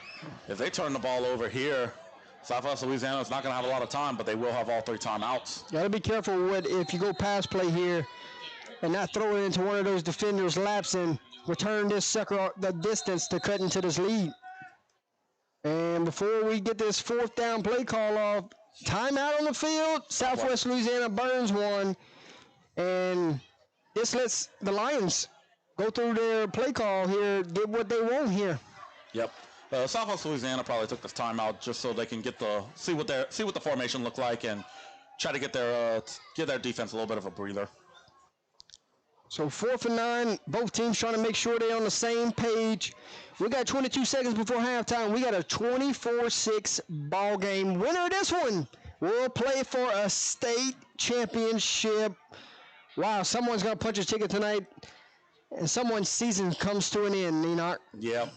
That's the duality of high school football, whether it's 8-man or 11-man. Seniors in this one, ladies and gentlemen. Yeah, I went over them before the game, but we can always. It looks like ACS has 5 of them. They have 7, and Southwest Louisiana has 4. I counted them out before the game. Okay. 7 for ACS. Here we go, 4th down. Southwest. And he's going to drop back the pass. Under pressure. Keeping his eyes downfield. Might turn into a runner. He's got green grass in front of him. He fell forward. It depends on the spot. He's going to be short. He will be short. He is 2 yards short. So. Turnover on downs. 13 seconds, 2 timeouts for Southwest Louisiana, but man, that's a lot of ground to cover. That's 90 yards to pay dirt. Well, when you got number 11 on your sideline, let him run a go route. See if he can come down with one. Yep. Yeah. If you're Acadiana Christian's defense, you can't let anything get behind you, and you have to keep eyes out on Duff Nichols. Yeah, if you're the Lions, you're sending 2 to 3 guys his way right now. Mm-hmm. Should have 3 deep here. I would play 3 deep here and just maybe run a 2-man pass rush. Might have time for 2 to 3 plays here, depending on how they play this one out. Yep. They only got 2 timeouts remaining, correct? 2 timeouts, but that's a lot of ground to cover.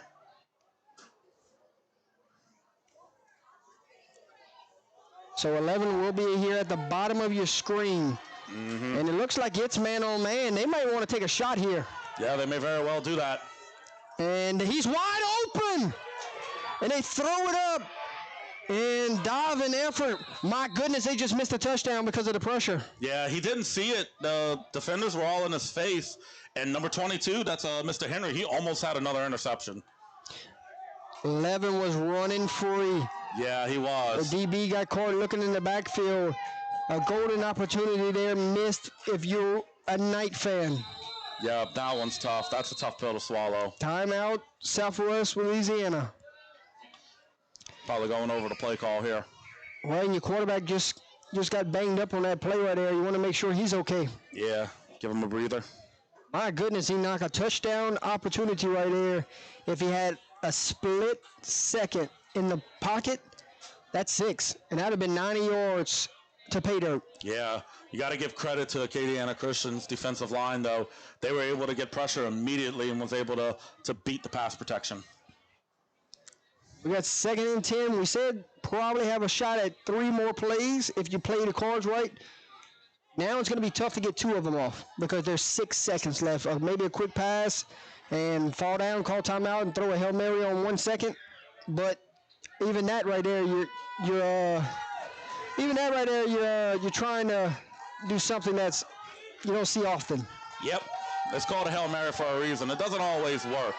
It's the probabilities of hitting a Hail Mary are pretty low, especially in this type of situation. And we got whistles. And the game clock is off right now in the stadium. Yeah, it's supposed to be set at 6.8 seconds left. They put it at 6:4. 6.4, okay. All righty. You got to go to 11 here again. Yep. They're going to reverse. A reverse pass maybe. And they throw it up. Got a man. It's caught. And can 44 somehow get to the end zone? He cannot. A touchdown save and tackle at the 48-yard line. And that will be halftime. My goodness. What a play call. The ball was slightly underthrown. And if he hits him in stride, he's that sick. Southwest Louisiana got a shot to score again. Yeah. So back-to-back plays, they have shots to score. Come up empty. And that will be halftime. Yeah, and you have to remember, Acadiana Christian, they deferred when they won the coin toss, so they're going to get the ball back to start the second half. Yes. Your first half thoughts here from New Iberia Senior High. What you got? I will say this about Acadiana Christian, and their physicality is great for an 8-man team. You know, on offense, they've been able to set the tempo and been able to get some great runs because of the blocking. And we'll come back to you. We got some halftime entertainment coming on. Keep those thoughts in your mind. Got it.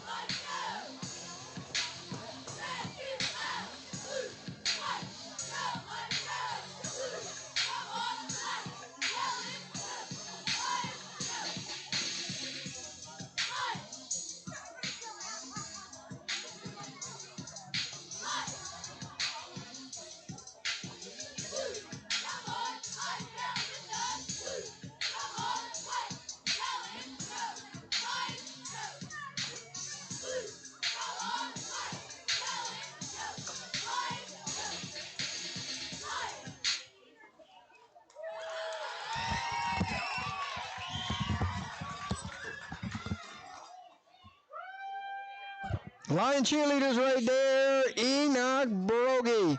All right, first half thoughts. What you got? I told you keep that thought. What you got? Yeah, I'll abbreviate it a little bit. The Acadiana Christian defensive and offensive line, the trenches, that's where they've won this game so far. On defense, they've been able to get good pushes, they've been able to get pressures, and they've been able to stop a lot of runs for minimal gain. And because of the trench play, they were able to get the speed on the outside to be able to stop some of Southwest's outside runs. On offense, man, they've done a great job pushing the pile and allowing Henry and Mr. Malachi Kuhn to get positive yardage because of how well they performed at the point of attack. Going into the second half, your thoughts of what Southwest Louisiana has to do to climb back into this one? Right now, we saw the receivers can run past these defenders. Do you expect a healthy dose of 11 in the second half, knowing that he can run past a couple of these guys? I do think that you need to have that. And real quick, can the offensive line give them enough time to let 11 get down the field? You know, that's something that they're going to have to consider. I mean, maybe you have to consider keeping a tight end or a running back there to block to where you can get number 11 or maybe one of these other speedsters to get past the defensive backs. You know, Southwest Louisiana's down by 18. They need to be able to stretch the field, try to take some chances to try to get back into this ball game, because Acadiana Christian, they are in control right now, and they look to, I would expect Acadiana Christian in the second half, they're going to slow this game down. They know that they are ahead by 3 scores. If they can slow this game down to a crawl, they could easily find themselves chipping away at the time to where they could walk out of here as semifinal winners heading off to a state championship.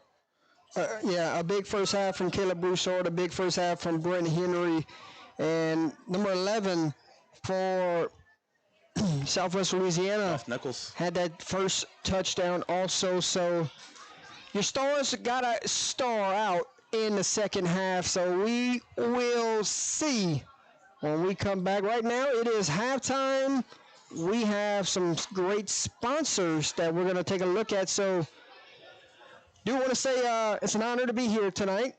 An opportunity that we took and ran with it. I don't think anyone else is here covering a semifinal matchup. So I didn't see any other media. Yeah, it's for the kids.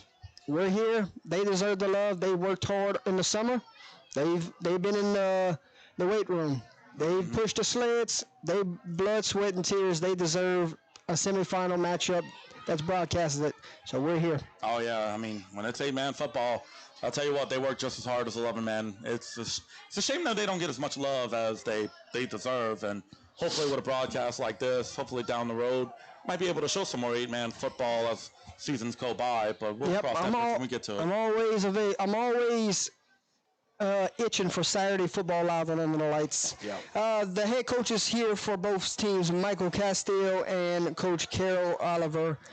Olivier, thank y'all for the opportunity to come display both of your schools here on a Saturday night. Live on Under the Lights, semifinal edition. Someone is punching their ticket to the state title. Jordan Taylor, Enoch Brogy, will step away now and go check out our great sponsors. We'll be back. 5 Shot Media, a group of photographers with dreams to change lives through sports photography and videography. Nothing better. They offer sports media days, tournament on-site printing, school pictures, and so much more. Coming to a sideline near you this 2025 football season. Find them on Facebook at 5 Shot Media or give Coach O an email at coacho@5shotmedia.com. Integrity Rentals. Their equipment is the lifeblood of their operation. They take immense pride in the reliability of their equipment and their expertise of their dedicated team. Every unit undergoes rigorous testing and quality checks before delivery. With over 160 years of combined mechanical experience, their team exemplifies unwavering pride in their craftsmanship and consistently delivers top-tier service. They offer free ASME training to your personnel to ensure your job is done safely and on time. Give them a call at 337-359-8563 or visit their website at rentintegrity.com. At Integrity, they do what they love, and they love what they do. Team Louisiana Baseball, founded in 2010 in ERAF. Team Louisiana baseball fields teams from ages 7 to 18. They currently have youth programs in Erath, Shreveport, West Monroe, Alexandria, Lake Charles, and Hammond. They continue to provide an avenue to help young men excel both on and off the field. Team Louisiana has also helped over 500 kids in the state of Louisiana pursue their dreams of playing college baseball with their high school program. Call them today at 337-937-4360 to be a part of their family. The Zydeco Spice gearing up for another football season. The longest running women's tackle football team in Louisiana and the 2023 WFA Midwest Division champs currently looking for players 17 and up. No experience is necessary. Head coach Josh Edison, owner Dr. Mia Brown, look forward to having you for this 2025 football season. The road to another championship has begun. Atchafalaya Basin Seafood is a seafood business located in Krotz Springs, Louisiana. They offer a variety of fresh seafood products, including crab, fish, oysters, and more. With a focus on retail and wholesale sales, Atchafalaya Basin Seafood is dedicated to providing high-quality seafood to their customers. Their commitment to excellence and their wide range of seafood options make them a go-to destination for seafood lovers in the area. Live crawfish for sale when in season. Give owner and the mayor of Krotz Springs, Mr. Carol Snyder, a call at 337-566-8957. Delivering babies by morning and coaching high school football by night. Dr. Terrence Teaspoon Thompson, OBGYN, currently located at Acadian Medical Center in Eunice, Louisiana, accepting new patients. So if you're an expected mother looking to make a change or looking for a new OBGYN, look no further than to Dr. Terrence Teaspoon Thompson. He's accepting all insurances, including Medicaid.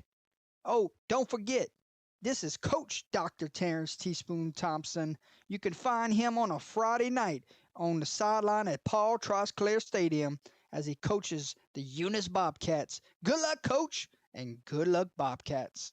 Fourth Quarter Mentality is a sports performance training business that specializes in position-specific training, development, conditioning, and football recruitment.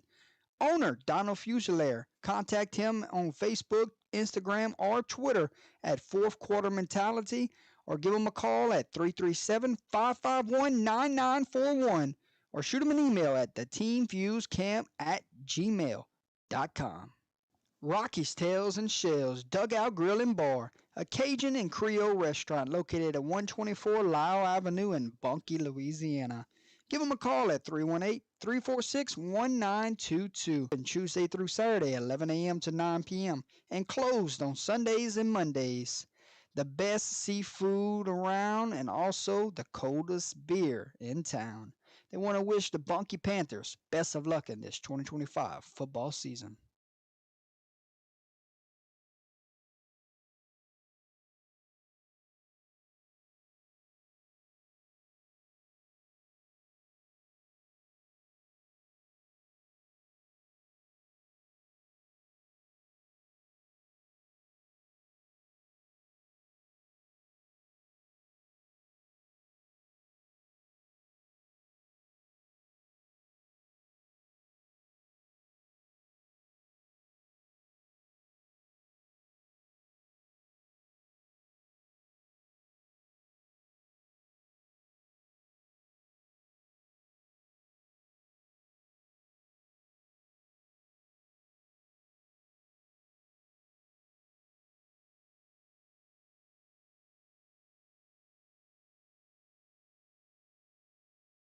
Complete Turf Care is your full-service natural grass athletic field contractor. Some of the services we provide include aeration, top dressing, verticutting, laser grading, infield renovations, complete field renovations, lip removal, sodding, seeding, and sprigging. We also do irrigation, design, installation, and repairs.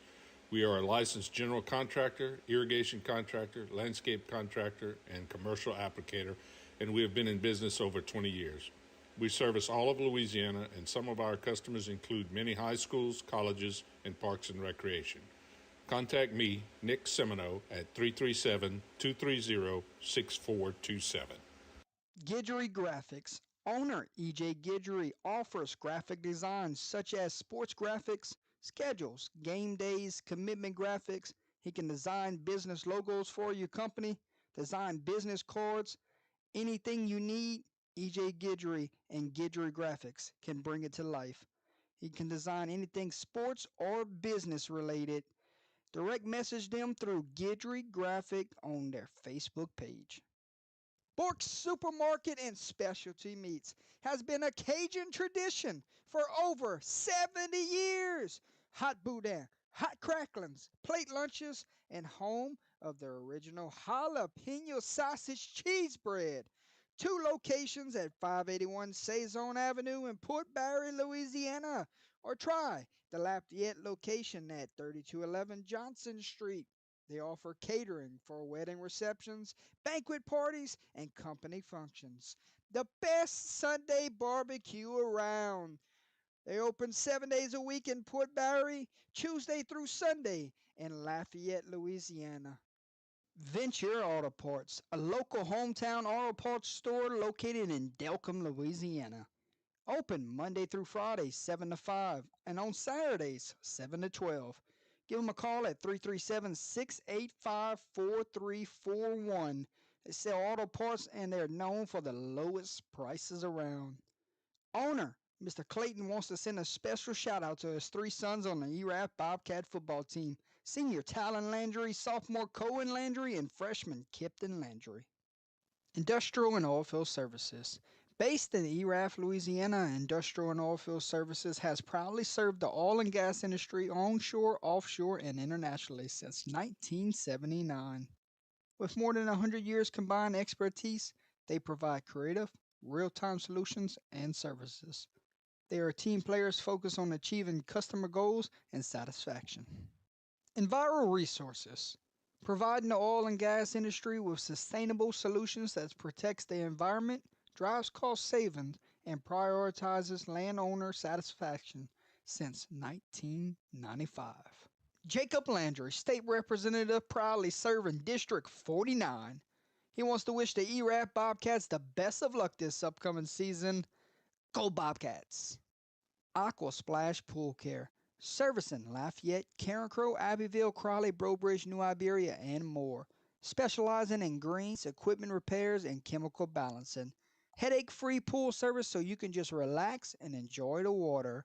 Give owner Jock Abear a call today at 337-322-9699. Mr. Jock also wants to shout out his son Trey Abear and the entire Screaming Eagle football team at Vermilion Catholic.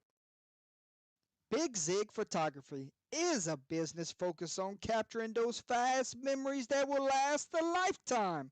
As once coach, Big Zig is dedicated on giving you his best for you to have those lasting memories.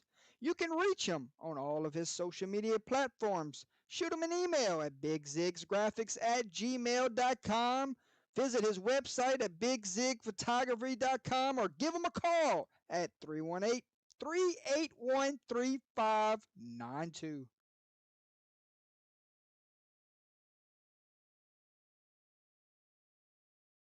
Welcome back to the Fundraising University broadcast booth. Waiting the start of the second half between the Southwest Louisiana Knights and the Acadiana Christian Lions. Acadiana Christian, it's been dominant so far here in this first half. They have a 24-6 lead, and they will get the ball to start this second half. If you're Southwest Louisiana, you're going to have to take some chances in order to get back into this game, and your defense is going to have to give you some key stops. We'll see how this plays out. Buddha's about to meet ball. We are going to start this second half momentarily. As we wait for Jordan Taylor to come back up to the broadcast booth, our kicker for Southwest Louisiana, he's got it teed up. That's number 11. That's Duff Nichols. He's got it teed up. We'll see where he goes with this. Kicks it deep. Going to be returned at about the 17-yard line, but there's just not much to work with. And the Acadiana Christian Lions going to have a long field to work with to start off this third quarter. 9:54 on the game clock as they take possession. And John's back. Hogan, what's going on, my man? Nothing much, catching our breath, Great sponsors at halftime, don't we? Oh, yeah. Got them all. We got them all. So big drive coming here from Southwest Louisiana, needing a stop. Yes, they do. They're going to need more than one, but getting that first one is going to be all important. They don't want this game to get out of hand. And go inside handoffs, bounces off the tackle, and got a hold on the football there. It almost poked out. Yep. Kept his feet moving. That's been a staple of Malachi Kuhn. And there's a late penalty on the far side. I don't know who's going to get hit with a personal foul. You got a man down here for the Knights around the 20-yard line. We'll step away, ladies and gentlemen. We'll assess the flag when we come back. But prayers are with the young man right now for Southwest Louisiana.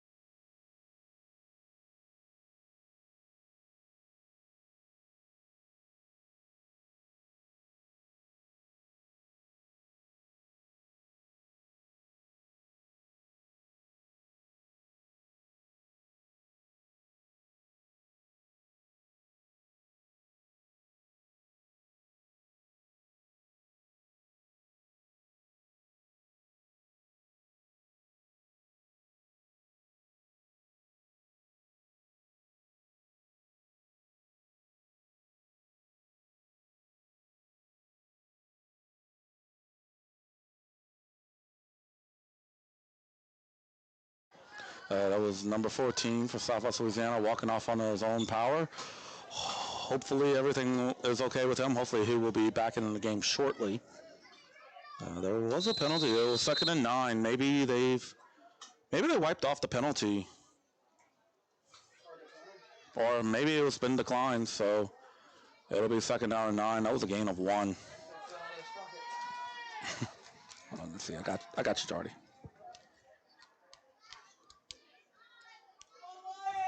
2nd and 9 we go. Got it. 2nd and 8 for the Lions. Johnson under center. And quick toss out to Kuhn. Cuts it back up, breaks a tackle. There goes Cone! Yes, he does. Shot out of a cannon! One man can bring him down. He will not! Touchdown, Lions! Wow! Yes. Man, what a play that was. And he points at the sky, gives them praise. Touchdown, Lions! Oh my! Man, what a play that was. Just a backbreaker if you're the Knights, and they come over and say, congratulations. They was just shaking his hand. Phenomenal run. That's sportsmanship right there. Yeah, absolutely. Looked like 33 might have had a chance.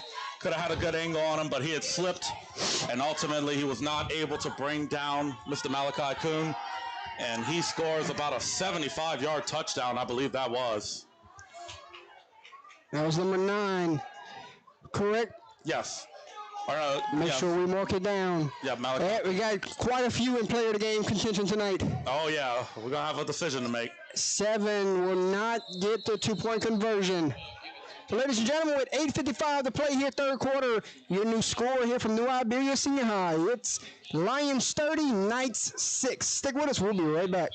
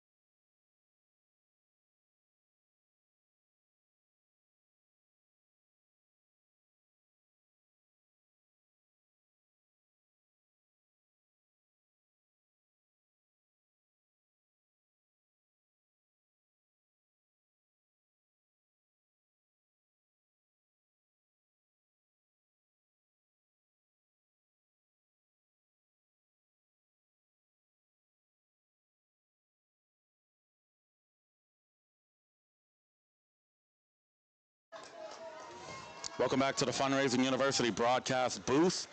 Acadiana Christian setting this kickoff. Kicks it about the 12 to number 12, and it's going to go out of bounds. Yeah, but he did. He did touch He it. did so there touch should it be no first, so penalty. no penalty. Yep. Oh, 8:55 to go. It's all Lions here. Knight's got to go answer. Yeah, they have to answer and answer in a hurry. With how the quarters work here, 10 minutes, you don't really have a whole lot of time to waste.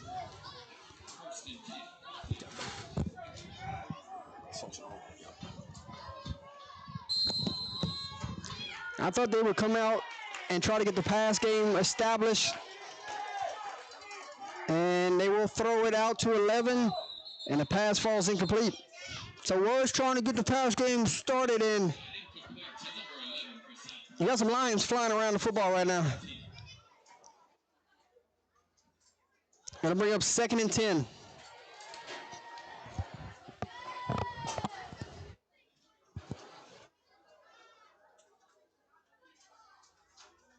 All eyes at the 29-yard line.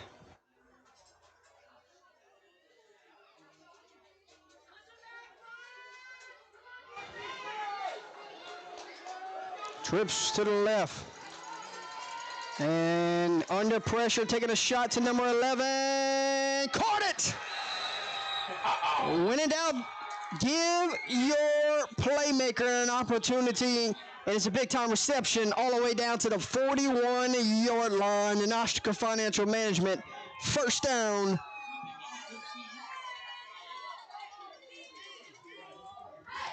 And probably what, his 4th catch of the evening for Duff Nichols?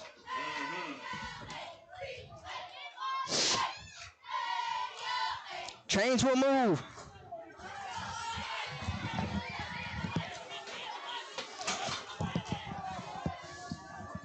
All right, I'm back. 44 coming in motion, trying to get a block on the outside. There's a penalty flag. Play action. And they're going to take this touchdown off the board.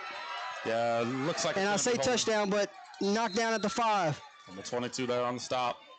And here's the play call. Here's the call from the referee. And if you're Southwest, you're not going to be happy. Nope. Hold, correction, blocking the back. The motion man right there gets the call right there. Right there, you just want to throw your hands up in the air and get in the way, right? Right. Yeah, you throw your hands up in the air, you get in his way, you don't grab him. If you see his back turned towards you, you just basically just become a shield at that point. Let him run into you. Yep. Now that's going to be a 10-yard penalty. That's going to make it first down and 20 from their own 49-yard line. 3 straight plays they went to a number 11, didn't they? Yep, Duff Nichols. So right now they're going to go I formation, hand off to number 14, and he might have lost a yard. I think or got back to a pickup of 1. Yep, he got a yard gain with the forward progress, but number 21 there, linebacker for ACS, that's Noah Odell, made the big stop. Going to be 2nd down and 19.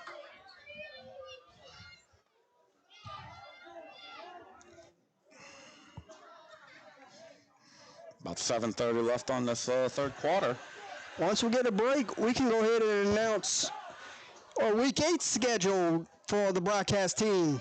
Oh, yeah, we should have 2 pretty darn good competitive games that's coming up, so. That will decide district titles. Dumps it off last second.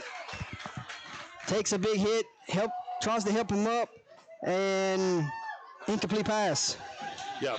2nd and long turns into 3rd and long with that incompletion. Like 21 was there on the pressure. Mr. Noah Odell again.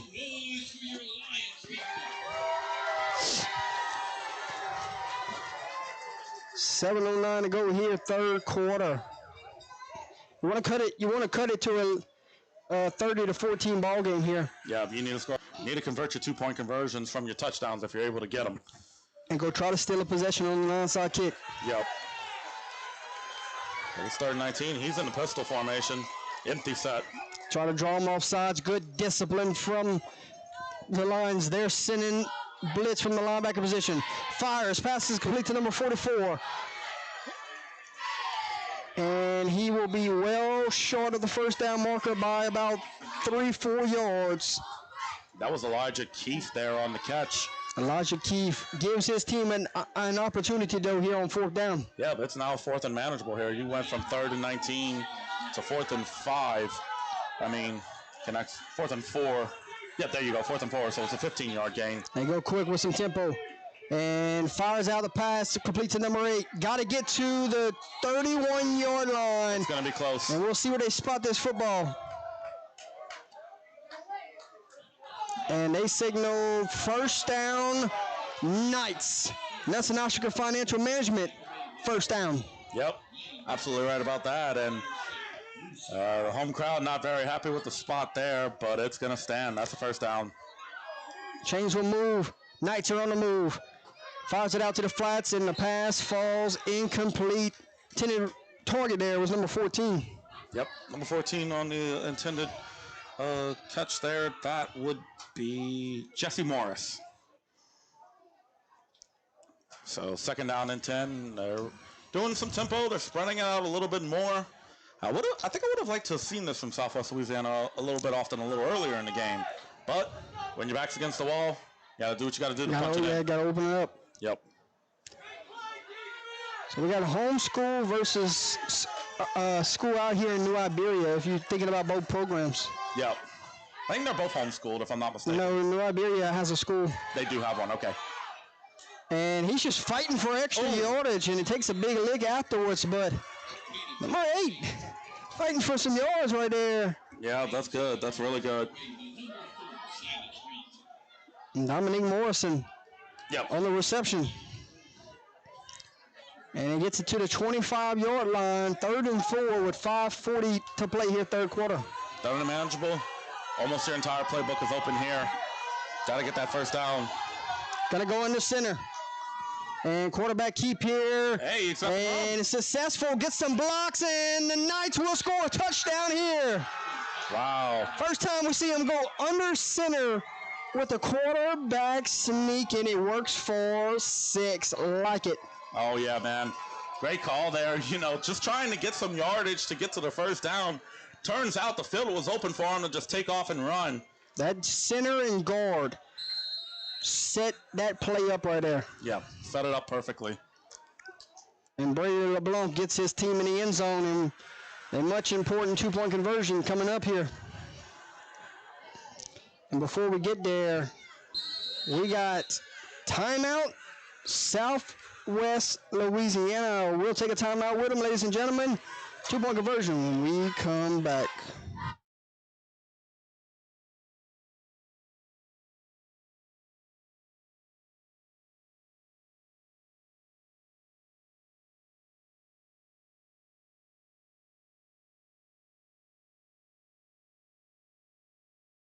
Rocky's Tales and Shells Dugout Grill and Bar, a Cajun and Creole restaurant located at 124 Lyle Avenue in Bunkie, Louisiana. Give them a call at 318-346-1922. They're open Tuesday through Saturday, 11 a.m. to 9 p.m., and closed on Sundays and Mondays. The best seafood around and also the coldest beer in town. They want to wish the Bunkie Panthers best of luck in this 2025 football season.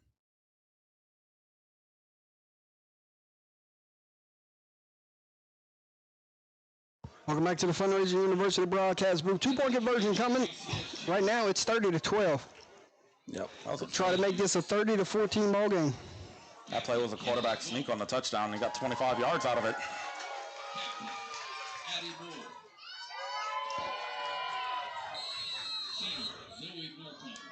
Here's your 2-point conversion. 44 going to call his own number. Love the play call right there. And it is successful. Quarterback was in the pistol. He motioned out. Well, that was a wildcat play right there for the running back. And the 44 called number for himself to take it up into the end zone for a conversion. So with 5:23 to go here, 3rd quarter, your new score from New Iberia Senior High. Acadiana Christian Lions 30, Southwest Louisiana Knights 14. You're watching Saturday Football Live on Under the Lights. Jordan Taylor, Enoch Brogy will be right back.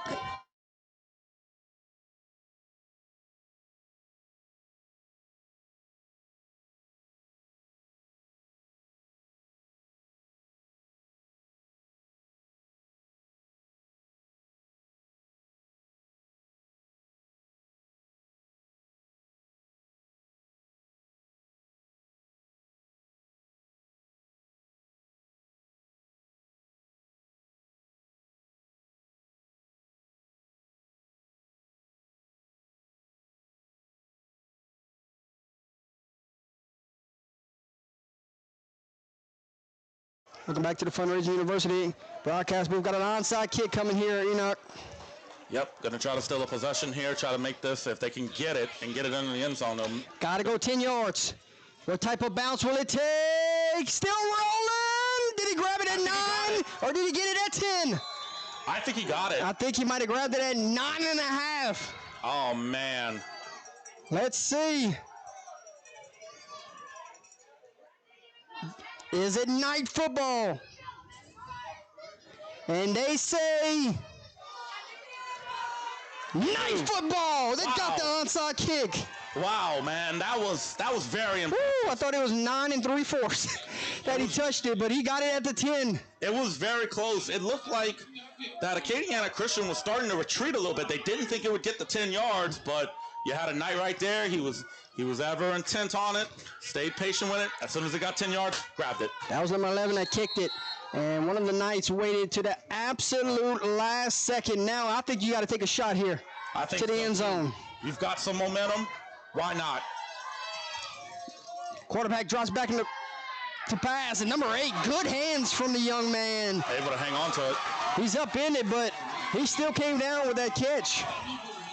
Yep. Only a gain of about Dominic Morrison on the reception, and Lane Parks, the defensive back right there. Good tackle. Mm-hmm. Did a good job. He allowed him to get the catch, but he's like, you're not going to go any further. He's able to get stopped there on first down. 4:50 to play here. Trying to get everybody lined up. And it's a long discussion. Here we go. We're ready to go. Here comes the motion man. Hand off to him. Trying to get a block. And just better defense. Yep.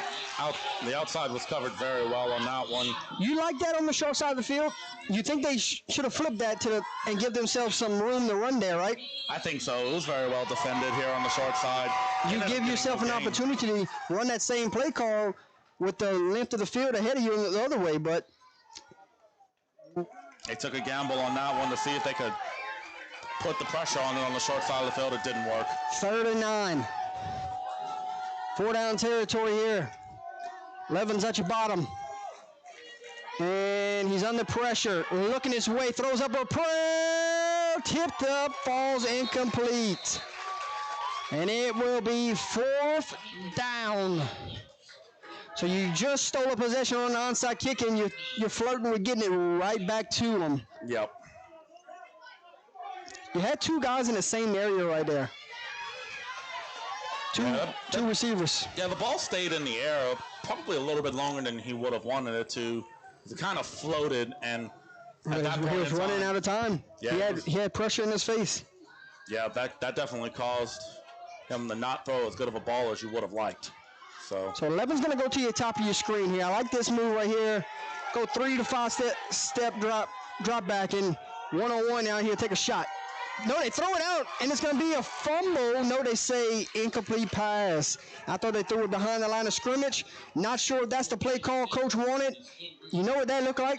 It looked like throw it to the running back and a double pass to 11 down the field. Yep. Winning that, but turnover on downs. Lions have the football. Lions have the lead. And right now, they can go run their offense, work on some of this clock, 14 minutes away from punching their ticket to the state title game. Mm-hmm. Absolutely right about that, playing keep away here. I'm fixing to head downstairs. Enoch Brogy is about to take you through the rest of the way for this game. Give you some footage from the sideline. How's that sound? That sounds like a very good plan there.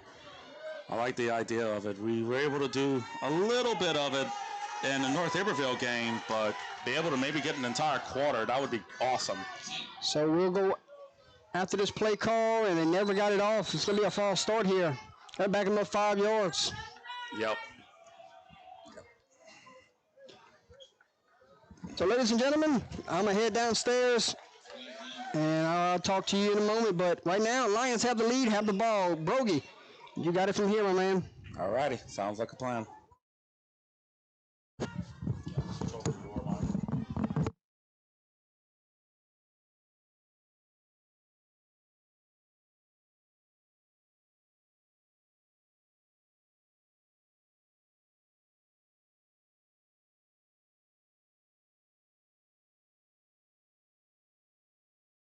All right, welcome back to the Fundraising University broadcast booth. That was a run there on first down, I believe. And they're going to call an official timeout here. There's a down Lion, so we will step away at this moment. Didn't see the number. We'll get it to you. Looks like it's just cramps. Prayers are with the young man at this time. We'll be right back.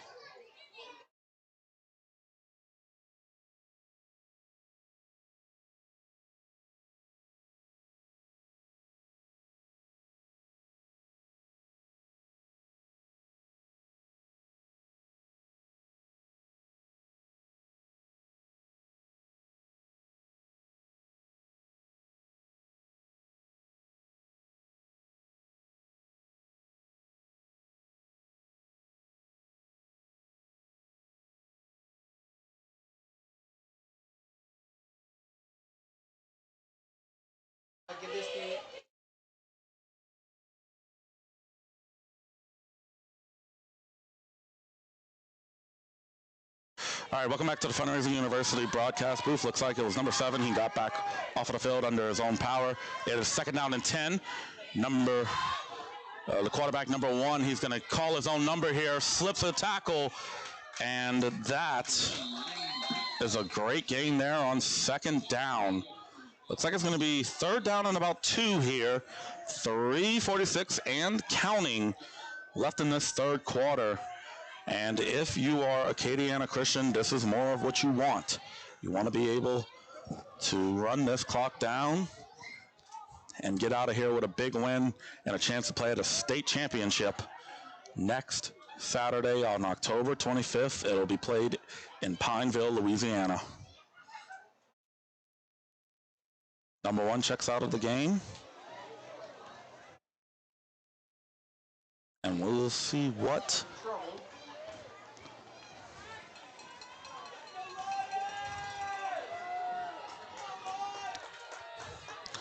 number 22 with the carry there, and he is stuffed.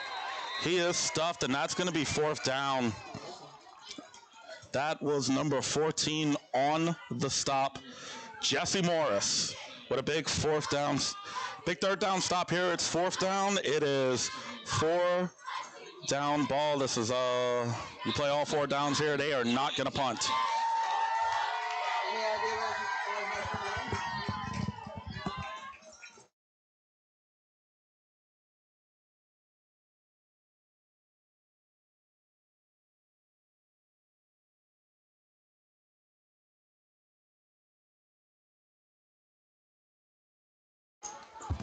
And we're back. It is for a timeout. Acadiana Christian, that is their first timeout here in the second half. As they take a timeout, we will take a timeout with them. 2:16 left in the third quarter. It is 30-14 in favor of Acadiana Christian.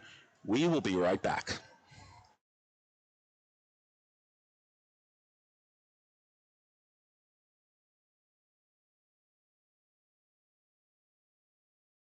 Guidry Graphics. Owner E.J. Guidry offers graphic designs such as sports graphics, schedules, game days, commitment graphics. He can design business logos for your company, design business cards, anything you need. E.J. Guidry and Guidry Graphics can bring it to life. He can design anything sports or business related. Direct message them through Guidry Graphic on their Facebook page.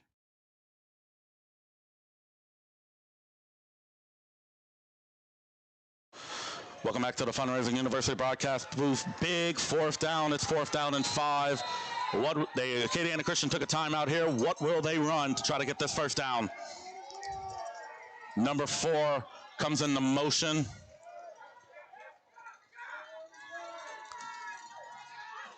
Number 22 with the pitch. It looks like it's going to be a pass. Oh, and he caught it. He caught that one. That's number 2 on a big-time catch there for Acadiana Christian. That's Lane Hebert, and that is exactly what you needed there on 4th down. This is a run-heavy team, but you know what? On 4th down and 5, they mixed it up and they called a pass, and it worked out. It was a pass from the running back, number 22. That was Mr. Brent Henry, and he got a big 4th down conversion. Ball will be set at Southwest Louisiana's 24-yard line. It is an Ostraker Financial Management first down. Ken? They both are? Number 22 with the carry, Mr. Henry. And he is going to go backwards there. Number 14, Jesse Morris. First man there. Number 44, that's Elijah Keith. He also was there on the stop, and that's going to be a loss of about 2, maybe 3. Let's call it 2nd down and 13 yards to go. This is a big stop for the Southwest Louisiana Knights. Going down to less than a minute left to go in the 3rd quarter. We'll see what Acadiana Christian's going to do here on 2nd and long. They're going to have to try to get some yardage back from that blown-up play. They're going to rush up to the line here. We do not have a play clock. The play clock is being kept by the officials on the field. And it's an inside carry. Inside carry gets it's about 5. Let's call it 5 yards. That was number 1, I believe. That's number 7 on the carry, I believe that was. Number 7, that's Caleb Broussard. And that's going to be 3rd down and 8. And now it's the end of the 3rd quarter. Your score here at New Iberia Senior High, covering some 8-man football. It is 30. Acadiana Christian 30, Southwest Louisiana 14. We will be right back.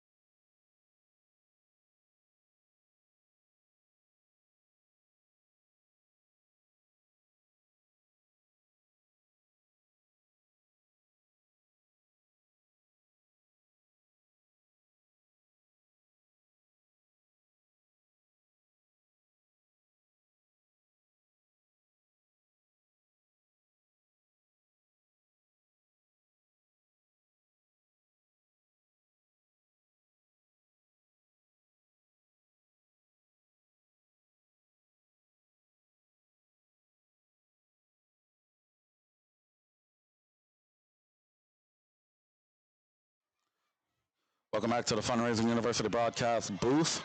It is 3rd down and 8 for Acadiana Christian. They are up by 16 with 10 minutes left to go in the game. 10-minute quarters here for 8-man football. This is the start of the 4th quarter. And I believe Acadiana Christian just took a timeout. As they report to the sidelines, we will take a timeout with them. It is the start of the 4th quarter. Acadiana Christian 30, Southwest Louisiana 14. We'll be right back. We're going to check out one of those great sponsors.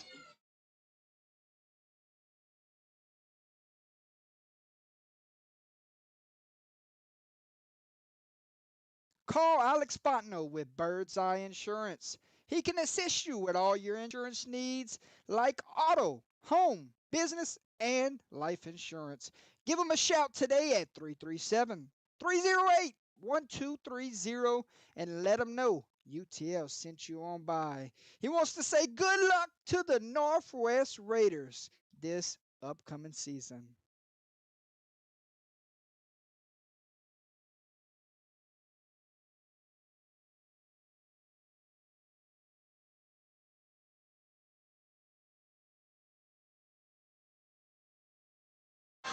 Welcome back to the Fundraising University broadcast. Booth after the timeout. It is the start of the fourth quarter. Okay. And this is a big third down here. It is third down and 8.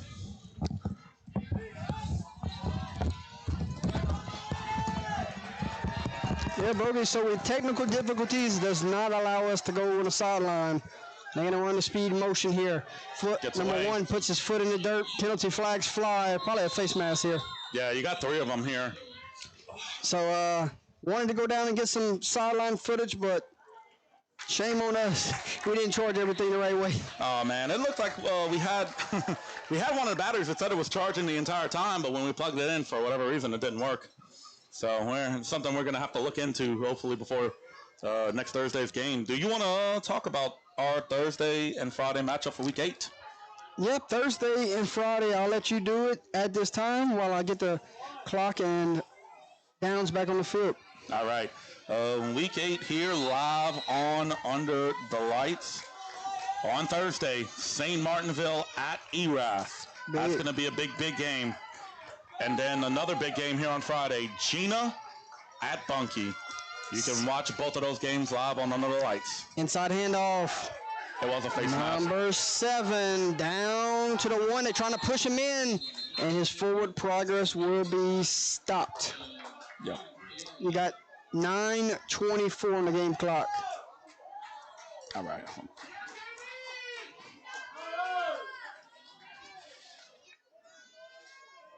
9:13.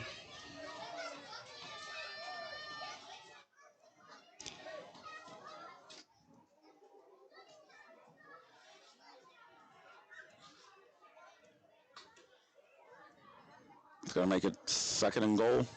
Second and goal from the 2-yard line.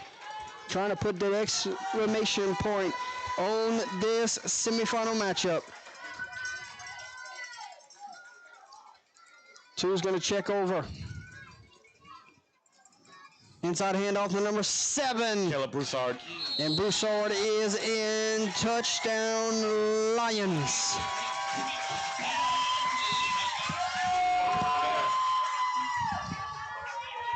Good run there. He's able to break into the... Are you sure that was 7? It looked like it was. We can check the instant replay. Yeah, we'll check it real quick. To extend their lead to 36-14. Well on their way to a date with John Paul the Great for the state title here in 8-man football. They confirm it. It was number 7, Caleb Broussard.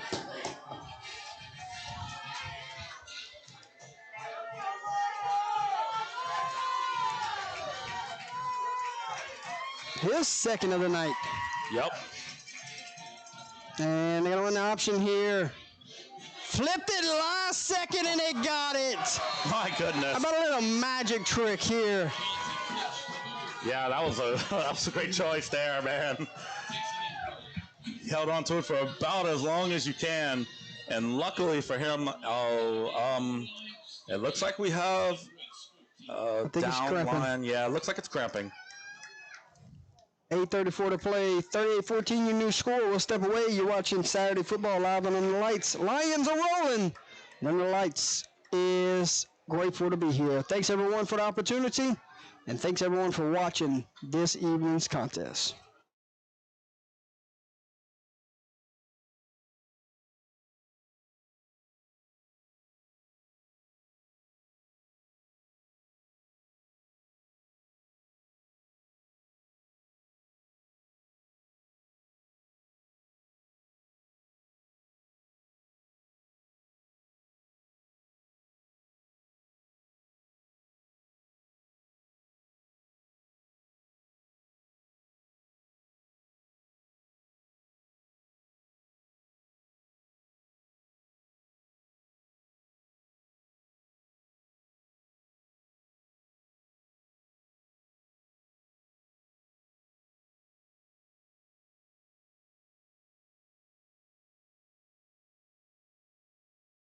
Welcome back to the Fundraising University broadcast booth, ladies and gentlemen.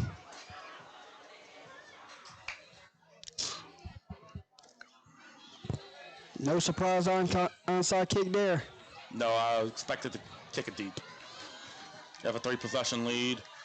Time's winding down. You don't want to give Southwest Louisiana a short field. You start to look at both sides. Seniors are playing their final downs, and seniors are playing their final home game here also. Yep. So 2 set of seniors as a penalty flag flies. The Knights will play their final 8 minutes here, and job well done. What a season they had, and we got to broadcast their final game. And then you look at across the field, Lions playing their final home game for the seniors, because you know next week they're going to be on the road over there in Pineville. So 2 set of seniors, 1 will extend their season, but final home game here for those seniors, and the other seniors playing their final game here. So you know these last 8 minutes, they're going to leave it all out on the field. Yep. There looks like whatever penalty they had, they're waving it off. There is no penalty on the play. And back to what you said, yep, you got to tip your hat off to these seniors on both sides. You know, laid it all out on the field for 9 games apiece. This is their 10th one of this season. And they've laid it all out, and you know what? They deserve respect for sure. Hey, what the future's bright for the Knights. They got a lot of underclassmen. Oh yeah, that are playing. 4 seniors. Only 4 seniors. While Acadiana Christian has 7. Future is bright for Southwest Louisiana. Here we go. 1st and 10. Quarterback steps up in the pocket, and he's going to be brought down. Sacked by number 8. Yep, sacked. It looked like he might have been a no gain. Maybe. Joshua Mickle. Yep, looks like that was no gain. It's going to be 2nd and 10.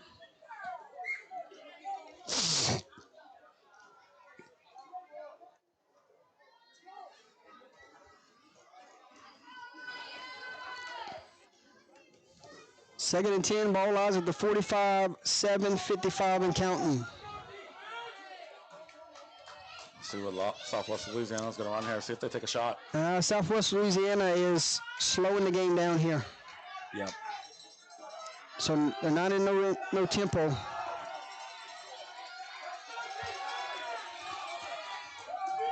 Might just lean on the run game here. Or, what do I know, right? Yeah, it's pass. That pass was tipped down. Number 8. Number 8 again, Joshua Michael. Yeah, Joshua Michael. Michael, Michelle. You say the last name, my friend. Michelle. Michelle. We'll go with Michelle. Makes it 3rd down and 10. Great job on the pressure there. And man, the pressure by Acadiana Christian's defense has been astounding all game long.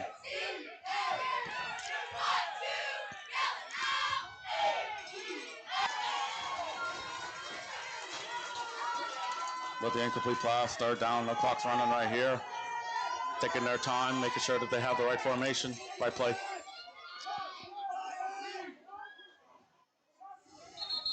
And we got whistles. Timeout, Southwest Louisiana. We'll look at a sponsor. We'll step away. When we come back, it is 3rd down and 10 with 7:27 to play in this one.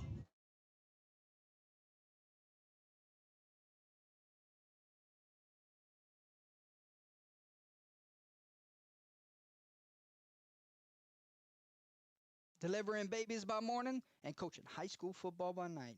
Dr. Terrence Teaspoon Thompson, OBGYN, currently located at Acadian Medical Center in Eunice, Louisiana, accepting new patients. So if you're an expected mother looking to make a change or looking for a new OBGYN, look no further than to Dr. Terrence Teaspoon Thompson. He's accepting all insurances, including Medicaid. Oh, don't forget, this is Coach Dr. Terrence Teaspoon Thompson. You can find him on a Friday night on the sideline at Paul Trosclair Stadium as he coaches. Welcome back to the Fundraising University broadcast booth, ladies and gentlemen. 3rd down and 10. Out and up right here. And they covered it beautifully, and it is brought down and sacked. And he's fired up afterwards. That's number 56 on the sack there. Yes, sir, it is. Number 56, Jackson Olivier. Oliver Olivier. Doesn't matter. He's been a force to reckon with up front for the Lions. Yep, that's Jackson Olivier there. Sack for a 10-yard loss. 4th down and 20. That might just put a bow on it. 6:50 and counting.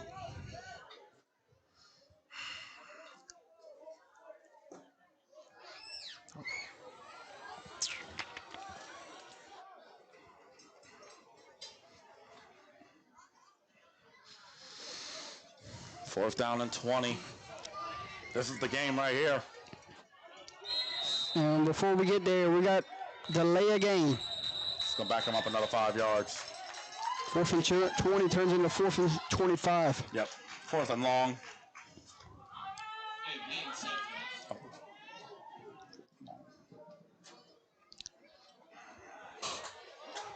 Yeah, that's pretty cool. They updated our system to where you can put short, long, inches, goal, and the down distance. So he's going to go in motion.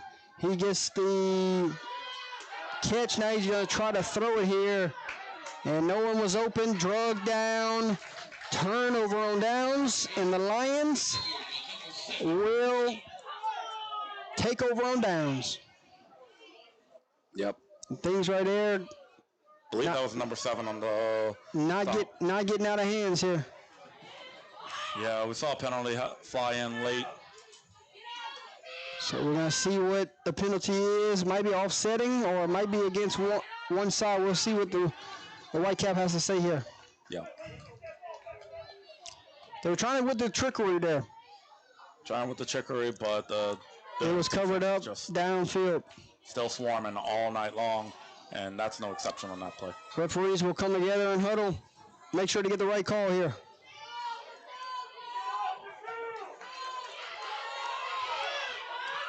It looks like both teams are returning to their sideline. Yeah, they want them at the numbers. Mm-hmm.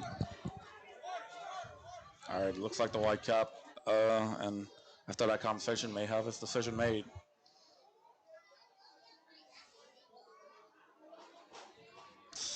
Sportsmanlike. So it's going to be offsetting penalties here. Yep. Is it still a turnover on downs because it happened Correction. after the play? And here we go. We got turnover on downs, unsportsmanlike conduct on offense, unsportsmanlike conduct on the defense, offsetting penalties. It will be Lion football, 1st and 10 from the 31-yard line. Correct. Let's see. Where's the ball spotted?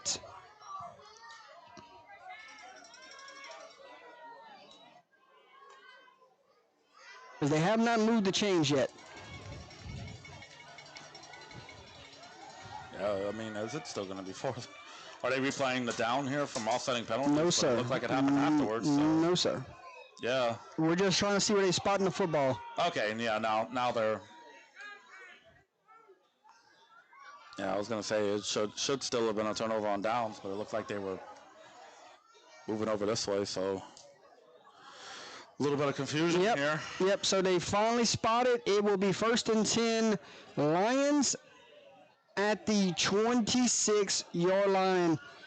Coach Castillo's going to have a conversation with the Whitecap at this time. So we'll step away when they're ready to go. We'll be ready with you. We'll be right back.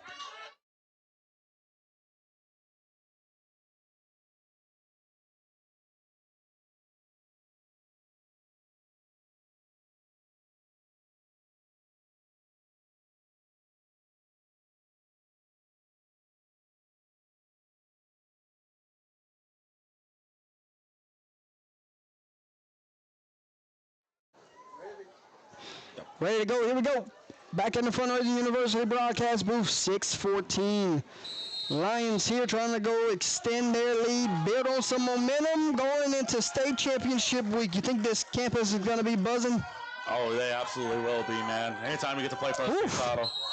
And you're going to have to get things under control right here. Yep. Don't want to see that happen. And Coach, head coach for the Lions is going to call his team over right here.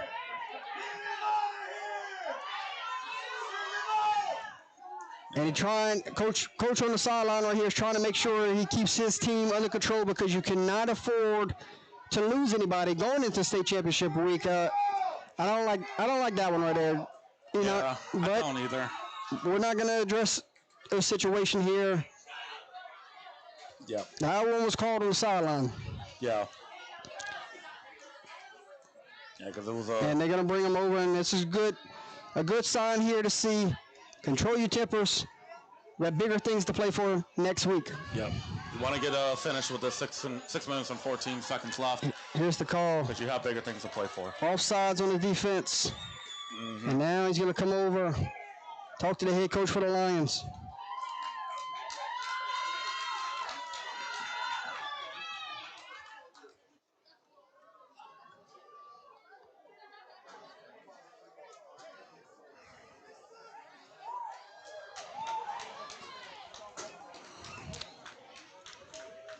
Now you got a conversation going over to the other sideline. You might be issuing warnings right now.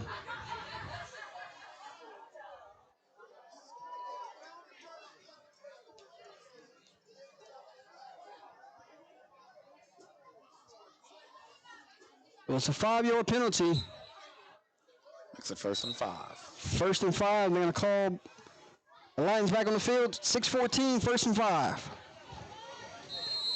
I expect them to work on this game clock. Okay, there we go. Now they're okay. Yeah, they're coming back. I think you give Kuhn a healthy dose here, and see if you go punch one more in. Oh yeah. And they're gonna drop back the pass. He's wide open, and it's underthrown and tipped back incomplete. Tried to catch the defense napping there. Don't really agree with the call and just let that clock run out. Yeah, but that was a message to send right back to the other sideline. Yeah, I understand why it was. I understand why it was made, but. Yep. So we're just gonna call the game and let things play out at this time. Yeah, you're right. You're right about that. So that makes it 2nd down and 5, following the incompletion. 6:09 to go. And if it doesn't underthrown it, it's another touchdown. Yep.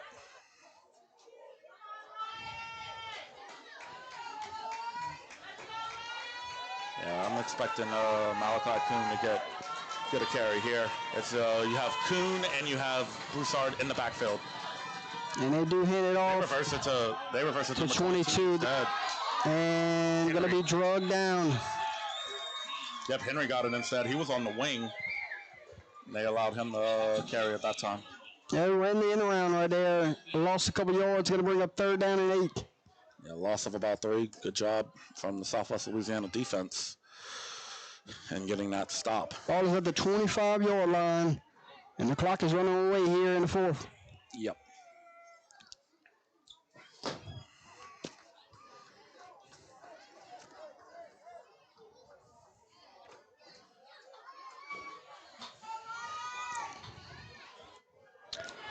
You start to think to yourself, you want to make sure everyone, if you're the Lions, you want to make sure everyone gets out of here healthy because of what is next week. So I know it is the final game for these seniors, but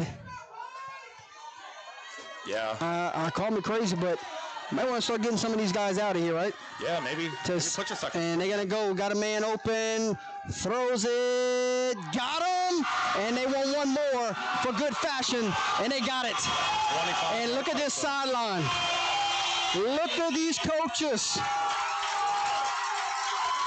You think that fired them up or what? Oh, absolutely, man.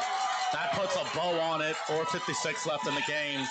And the Acadiana Christian Lions get another touchdown. Yeah, the bowl was long ago. That one right there was to send a message. Yep. That was number 7, Caleb Broussard on the catch.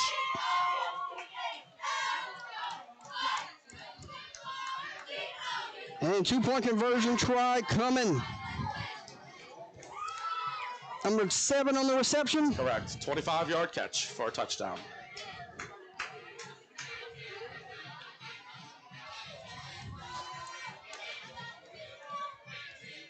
Fired up sideline. Here's the 2-point conversion, and he's going to walk into the end zone. 2-point conversion is good.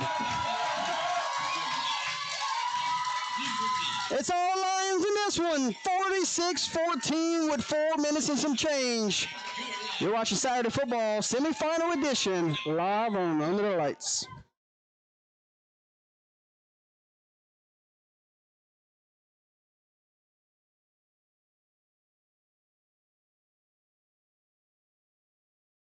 Mama's 48 years in the business.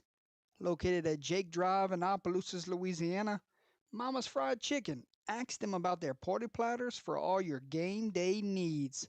Or after a big win on a Friday night, go over and get you some Mama's Fried Chicken. Tell them Under the Lights sent you on by.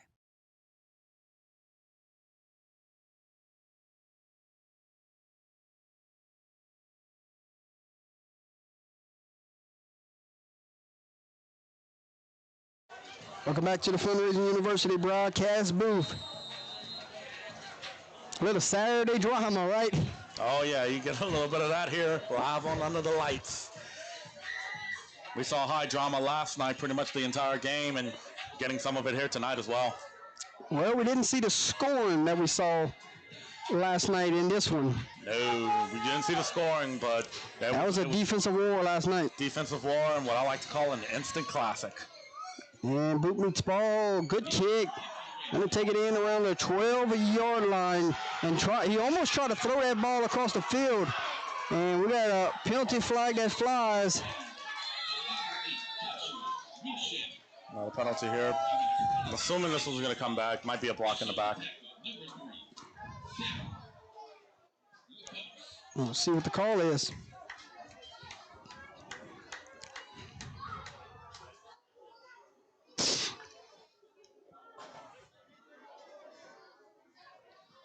Holding against the return team. Yep. Back on the field, holding Southwest. That's going to back him up. Oh, wow, look, they kept the clock running the entire time. Let's fix that. Yeah, well, I think you're in the situation where you hit the 40 mark. Remember, it's 42 in high school, so I'm not sure if they're just trying to get this game over with before anything escalates, or if it's called from the referees downstairs. It might be different in 8-man football. It might be a different number than LHSA. It could be 30. 30 could be the number for the running clock. For the running clock. Yep. And we'll go inside handoff. And he's brought down for a pickup of 1.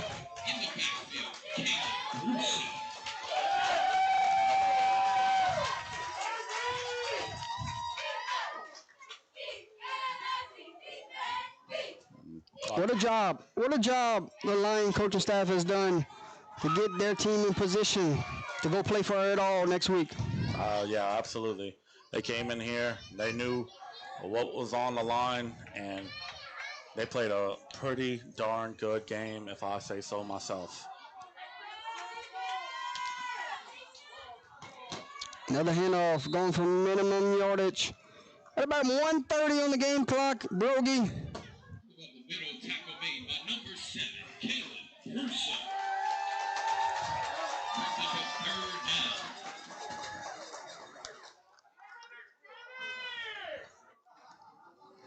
Hold on.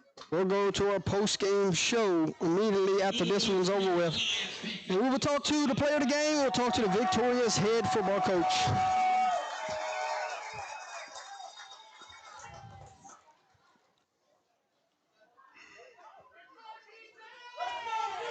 We got about a minute left. Maybe we should shout out those seniors one more time while we await here.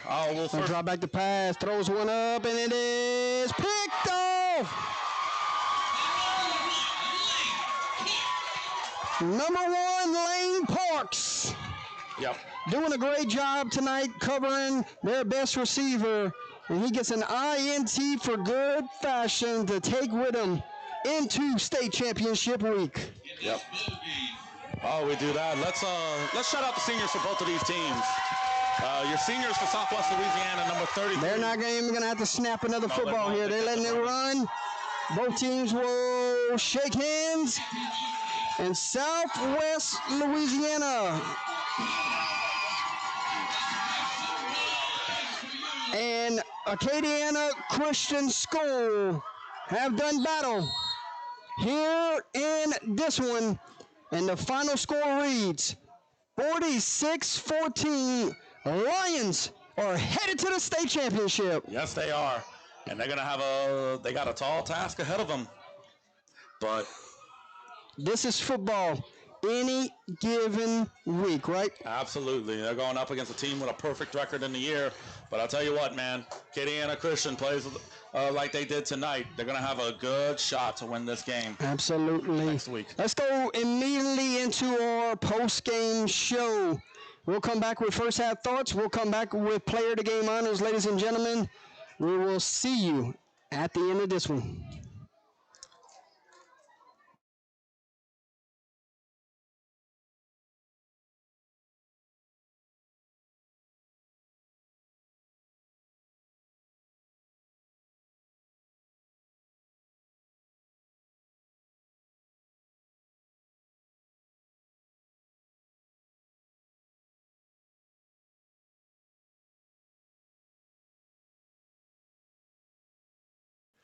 Gary Swallows Taekwondo Plus Tiger Rock Martial Arts, serving Opelousas and the surrounding area since 1988, with programs specially designed for all age groups. Tiger Cubs, 4 and 5-year-olds, juniors, 6 through 11-year-olds, teens, 12 to 15-year-olds, and all adults, 16 and above. Give us a call at 337-948-3433 so you can set up your first free trial class, meet all of our certified instructors, and take the first step towards joining our martial arts family. Taekwondo Plus Tiger Rock, teaching life skills and personal development, one student at a time.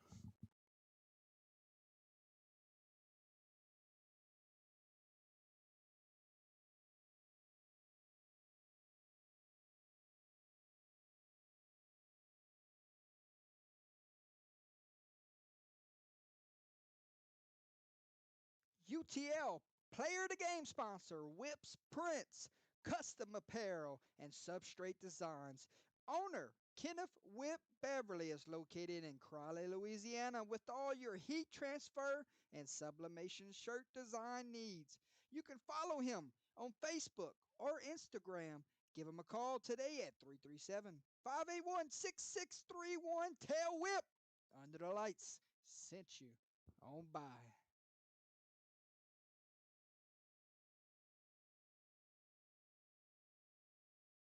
The 2025 Gridiron Football All-American Bowl Game returns December 27th through 30th at Louisiana Christian University, bringing together top high school talent from across the nation to compete in front of college coaches. This prestigious event has helped over 98% of its participants receive scholarship offers, with more than $100 million in scholarships awarded by colleges over the past 7 years. The Bowl Week features the annual 7-on-7 with the pros on December 28th. Also, 7 former NFL college standouts spend 7 minutes each, motivating and inspiring athletes, parents, and guests. This unique mentorship session has become a cornerstone of the Gridiron Bowl experience, offering invaluable life and leadership lessons. With a strong track record of helping kids and uplifting communities, the 2025 Bowl Game promises to be the most impactful yet. Game will be streamed on 446 Sports.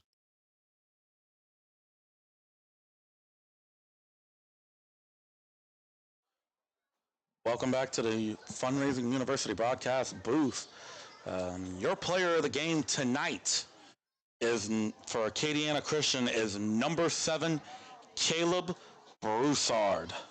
He had 3 total touchdowns and a 2-point conversion, ran hard all night long. 2 of those touchdowns were rushing, and another one was a reception.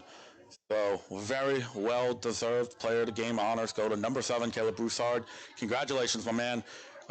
Jordan Taylor will be making his way onto the field right now, and as soon as he's able to, we're going to get an interview with the player of the game, and we will also get an interview with the victorious head football coach, Mr. Carol Olivier.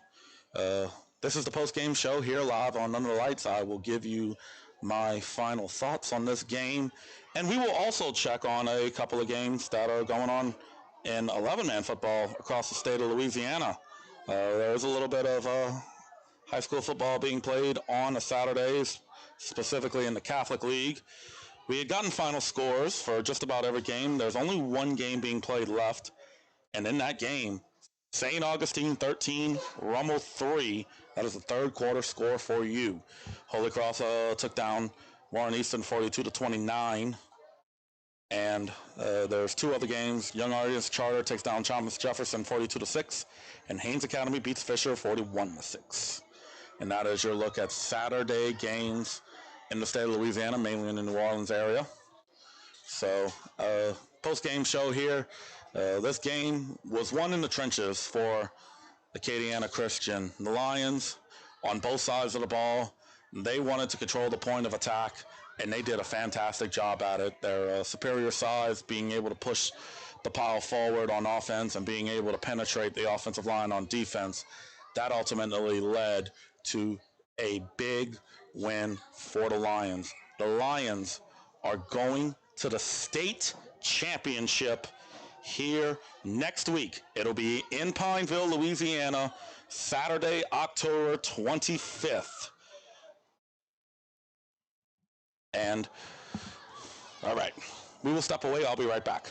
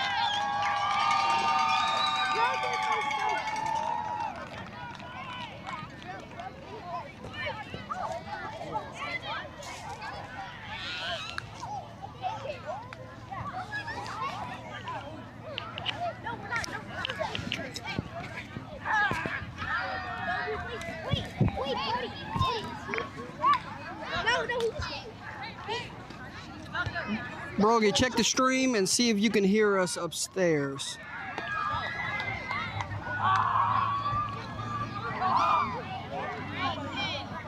Someone give us a like in the chat and see if they can see us and hear us.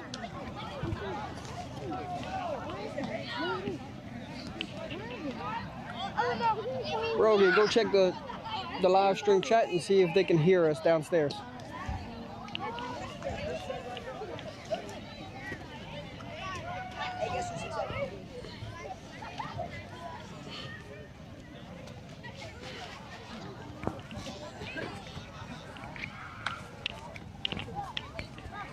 Somebody got the book set?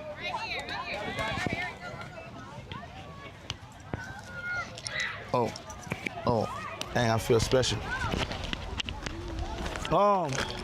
First of all, I want to tell you guys, just thank you so much for the way that y'all prepared, for the way that y'all played, for the way that y'all bought in and honored God. 4 years, 3 years, 3 times going to the state championship. Thank you for believing in us, the staff. I know Coach can be a little crazy at times, but it's moments like this is what I live for. This is what I do it for. To go to battle with my guys. You know, they look at us because we small. They look at us because they feel like we don't really have it, and that stuff raises a level of pride in me. And sometimes I go a little overboard with my obsession.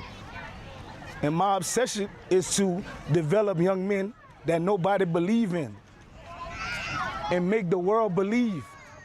Don't matter what school you go to. It don't matter what color you are. It don't matter how big you are. But if you honor God, Proverbs 16:3, commit your work to him and your plans will be established. And that's what we do. We're committed to God and we work our tails off. And the end result is they have no choice but to respect and honor you. To my staff, I don't know what I'd do without you. The late nights, I'm tripping, I'm fussing, I'm acting crazy. Thank you guys for continuing to show up and not giving up on these guys. To you seniors, man, I'm so glad this ride ain't over. What's up, my boy? By the time you got my name right. To my guys, my underclassmen, I hope you see what this program is. To my captains, thank you for leading. Silas, thank you for stepping up and making that last pass. It's a big boy play. I thought about this moment for a very long time. Only 2 times in my career I prepared a victory speech. I prepared one tonight, and I had a gift that I want. I got 2 gifts I want to give out tonight. And when I went to get the gift, crazy part about it is I've only opened this Bible once. It's one of my gifts. I had it engraved with my favorite verse, Proverbs 16:3. With hard work, God first on it. I've only opened it once.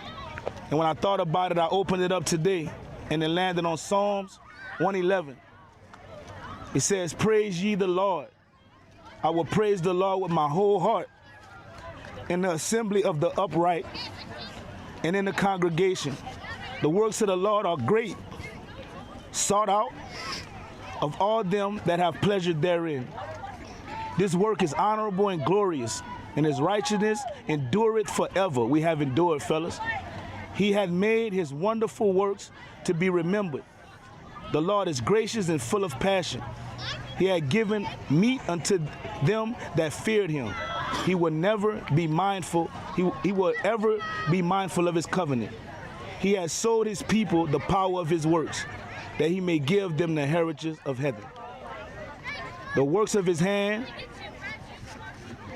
are verity and judgment, and all his commands are sure. They stand fast forever and ever, and are done in truth and uprightness. He sent redemption unto his people. He had commanded his covenant forever. Holy and reverent is his name. The fear of the Lord is the beginning of wisdom. A good understanding have all they that do his commandments. His praise endureth forever. I know Jackson will be going far, far away to play some football in Missouri, and it would do me a great honor if I get to give you your first Bible that you can take with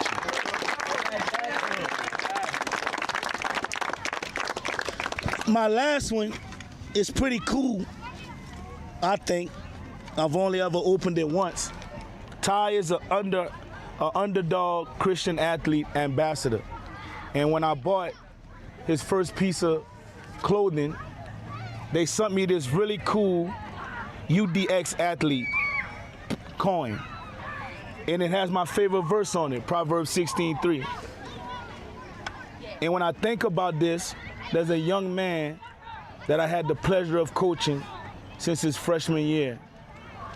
And he probably is the hardest working kid that I've ever met. Everything he get on the field, he earns. I'm going to miss him dearly. Good thing I got 3 more games with him. But when I talk about the kids that I want to lead the future of this program, I think of none other than Caleb Broussard. All right, KB. Love you, man. I love you, Coach. I'm going to get a floor to my coaches because I'm going to cry if I keep on talking. But I want to thank all of y'all for continuing to do what you do. I'm going to wait till practice to celebrate every last one of y'all, but I know y'all parents want to celebrate with y'all. So I'm going to let my coaches who brought us here give some words. Hey, man, this is what it's about, fella. This is what it's about. I look around, we got some guys out here, T.Y., DJ, Landon, Tweezy. That's guys who helped lay the foundation for what we're doing. And we're not finished. Let's go do it for them boys. Yeah. Let's go do it for them boys, fella. That hunger y'all play with tonight, keep it. Enjoy this one, and we back to work. It's not finished. We're not done yet. Yeah. For me, I just want to say I'm so proud of each and every one of you guys. Not only for the football players that you are, but for the men of God that you are. I feel like after every game, I say building blocks, building blocks, building blocks. Y'all, we got one more building block. We got one more building block. Let's lay it. Let's lay it next week, okay? Yes, sir. Okay, that's it. Man, what can I say, man? Look at that defense, bro. The O showed up. Let's go. Yeah, heck yeah. Let's go. Yeah. That right there was a team victory. Coaches won, players won, trainers won, fans won, God won. Yeah. Okay? Y'all honored him well. I couldn't be more proud of this victory right here. This your first complete team win right here. Big one. Right here. Big one. Big one. Y'all did it, boy. Yeah. Big one. Tell y'all, man, I'm super proud of y'all. Extremely proud of y'all. Keep working hard. Keep God first. And this is what it's going to look like. That's it. Hey guys, Coach texted us today about believing in everybody, right? I believe in you. I believe in you. And to me, my player of the game is none other than Gunnar Rogan. Yeah. Because when we needed him, he stepped up big. Y'all don't understand that kid gets so down on himself, right? But I believe in you, kid. You worked your butt off, you worked your tail off, and you left it all out on the field today. You never gave up. You gave us, in the last 2 games, you gave us 6 quarters of what I needed all season. Let's go finish it, kid. I love you. Hey. Gotta put the spotlight on my little son, man. I just dude made the prayer after the game and watching his young man every day, growing up every day, dog. Love you, boy. Yeah, boy. Hey, but I'm gonna say that too, though. We had Coach Dre pray for the first time before the game, and Coach Brock. Yeah. So we got to repeat that next weekend. Let's go. Hey, but I can't say it enough, son. When I met you, all we did was box. My God, when God got a hold of your heart, boy, this is what ACS do. So freaking proud of you, boy. And God not done. He not done. We're going to break this thing out. You know we got to go worship. Yeah. Tell y'all parents they need to hold the pictures. We're going to go worship, and then y'all can do whatever y'all want. But we ain't leaving till we worship. All right? The most important thing. Let's get it. Hey. Yeah, break it out. Break that thing out for sure. Boy, I love you, boy. I'm gonna talk about it. I'm gonna talk about everybody else later. They know their parents was gonna rush me, but yeah, it's their last go. But boy, Jax was tough tonight. Boy, this had to be my toughest season ever, man. Toughest season ever, bro. Mentally, it was the toughest one ever, fella. Coach, whenever you're ready, we'll talk. I know you got some stuff to take care of. We're just going to do our praise and worship, then I'm going to be ready. And when you come back, bring me number 7. Of course, with pleasure. What's up, pretty girl?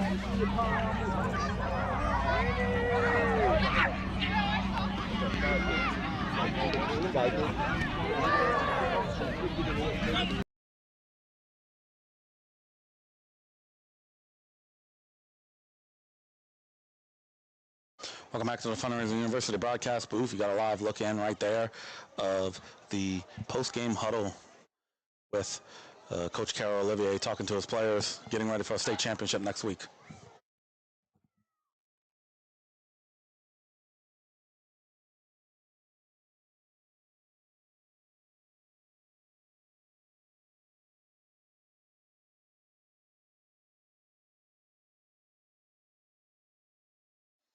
All right, while we await for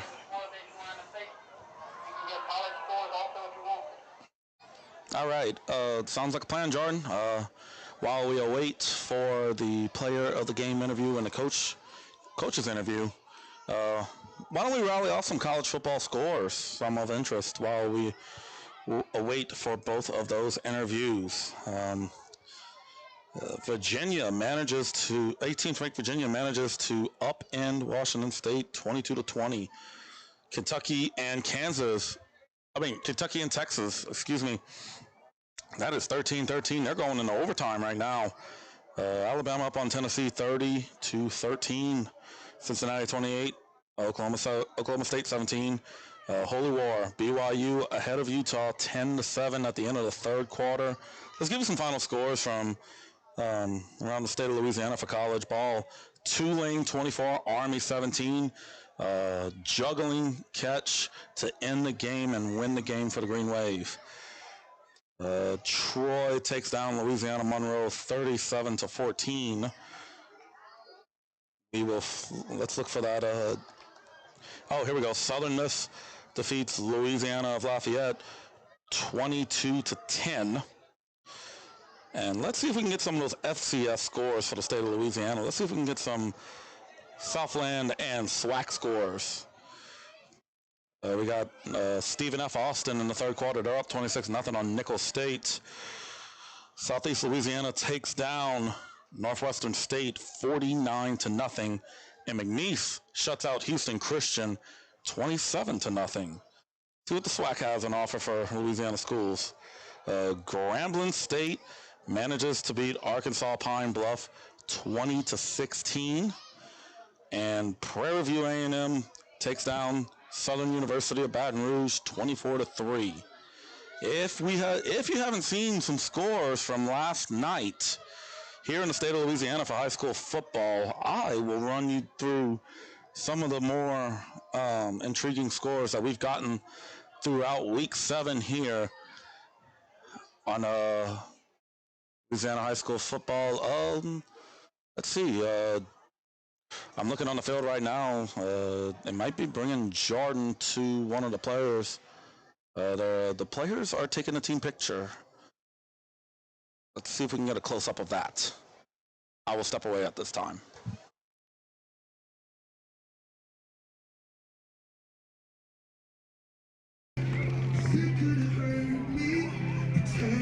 Don't feel good in the moment. And looking back, wasn't trying to be disrespectful. You know I'm stubborn, I never would let go. Trust is hard, with a broken heart, but with you, I finally learned. It felt like you didn't come through for me when you didn't do exactly what I wanted. But you always give me what I needed. Foolish of me to box you in. The shape of my broken heart didn't leave you much room.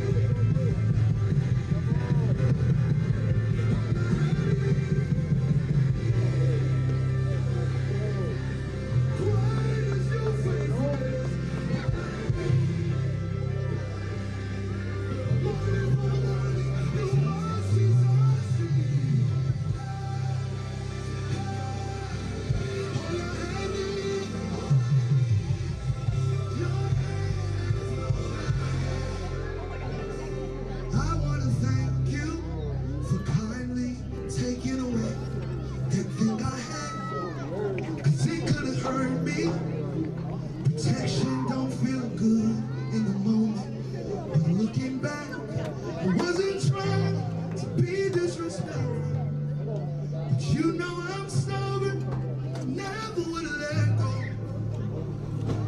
But trust is hard when you have a broken heart, but with you, I finally learned that you're not like me, you don't lie, you really come through. I finally learned, don't close the door on me, you always leave the light on for me. I finally learned, felt like you did come through me. We are, come on, this is how we do guys, come on. Yeah. We'll honor you. Always give me what I needed. Sing it to him. Foolish of me to bounce you in the shed. Didn't leave you much room, but you still always give me what I needed.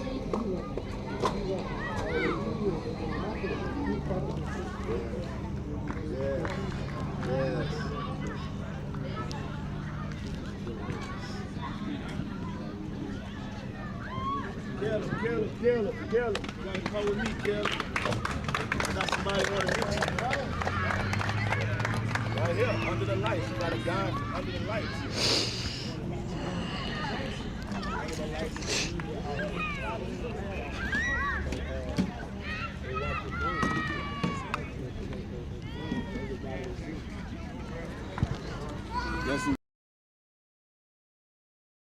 Hey, awesome. Let's mic you up, my man. I mean, I would have picked you too, but.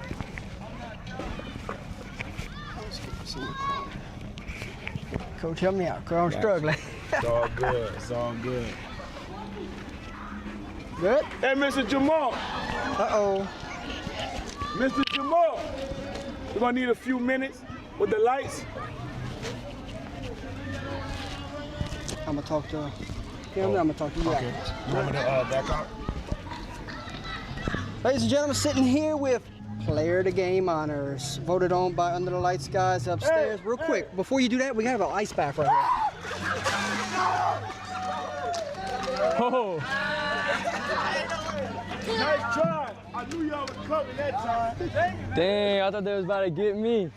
I knew it. All right, let's redo that. All right, sitting here with Player of the Game honors tonight.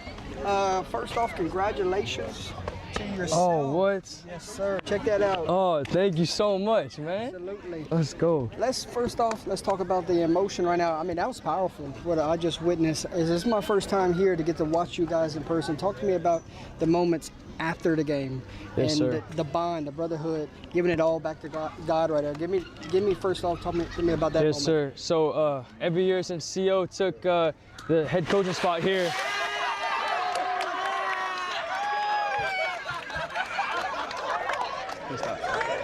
Sitting here with Player of the Game honors, ladies and gentlemen. And first off, first time here for myself, and That was a powerful moment right there after the game. Talk to me about the brotherhood and coming back and giving it all right back to them. When y'all guys had a powerful moment right there. Describe that feeling, describe that emotion, the brotherhood, and giving it all back. Yes, sir. So ever since CO first came here, we didn't make playoffs, right? But we still worship God. The next year, we made playoffs, we won playoffs, and right after we worship God. So what you see here, yeah, it's a brotherhood, it's a brothership, we come together, but we worship God together. And that's the number one thing. We got God, hard work, God first on our backs. So it's just, when you see us come together and worship like that, we're worshiping the one true God, and that's Jesus Christ. One of your coaches said at the post game right there in the huddle, he said, this was the first time you guys played a complete game. Walk me through this one and talk to me about that complete game, because y'all were hitting on all three phases tonight, offense, defense, special teams, to punch your ticket to the state title game. Yes, sir. So by complete game, this is the first game we weren't a shell of ourselves against this team. Every other time we played them this season, we weren't playing to our full potential, and I feel like tonight, that's what the coaches mean by we played a complete game. We played to our full potential. We got to our blocks. We knew our assignments. We were quick off the ball. Defense, lights out. That's what the coaches mean by that. Speaking about the defense, they played with their hair on fire tonight, flying to the football, causing turnovers, and only giving up 14 on the scoreboard. That group right there, talk to me about how the lead up to today, the preparation and executing tonight on the defense side of the ball. Yes, sir. So right after we played them last week, we got right to the drawing board. CO got everybody watching film. We have no school Monday or Tuesday, but we were still at practice Monday, Tuesday, film, recovery. We prepared for their offense all week long. All week long, we were watching film, preparing for our blocking assignments, especially on offense, but especially on defense, film was a major key in preparing for this team.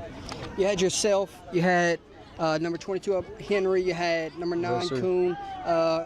Big night running the football between you three guys. Talk to me about those three backs. Also, the offensive line really paved the way tonight. That group's special, aren't they? Oh, yes, sir. Yes, sir. Malachi Kuhn, where's number 9?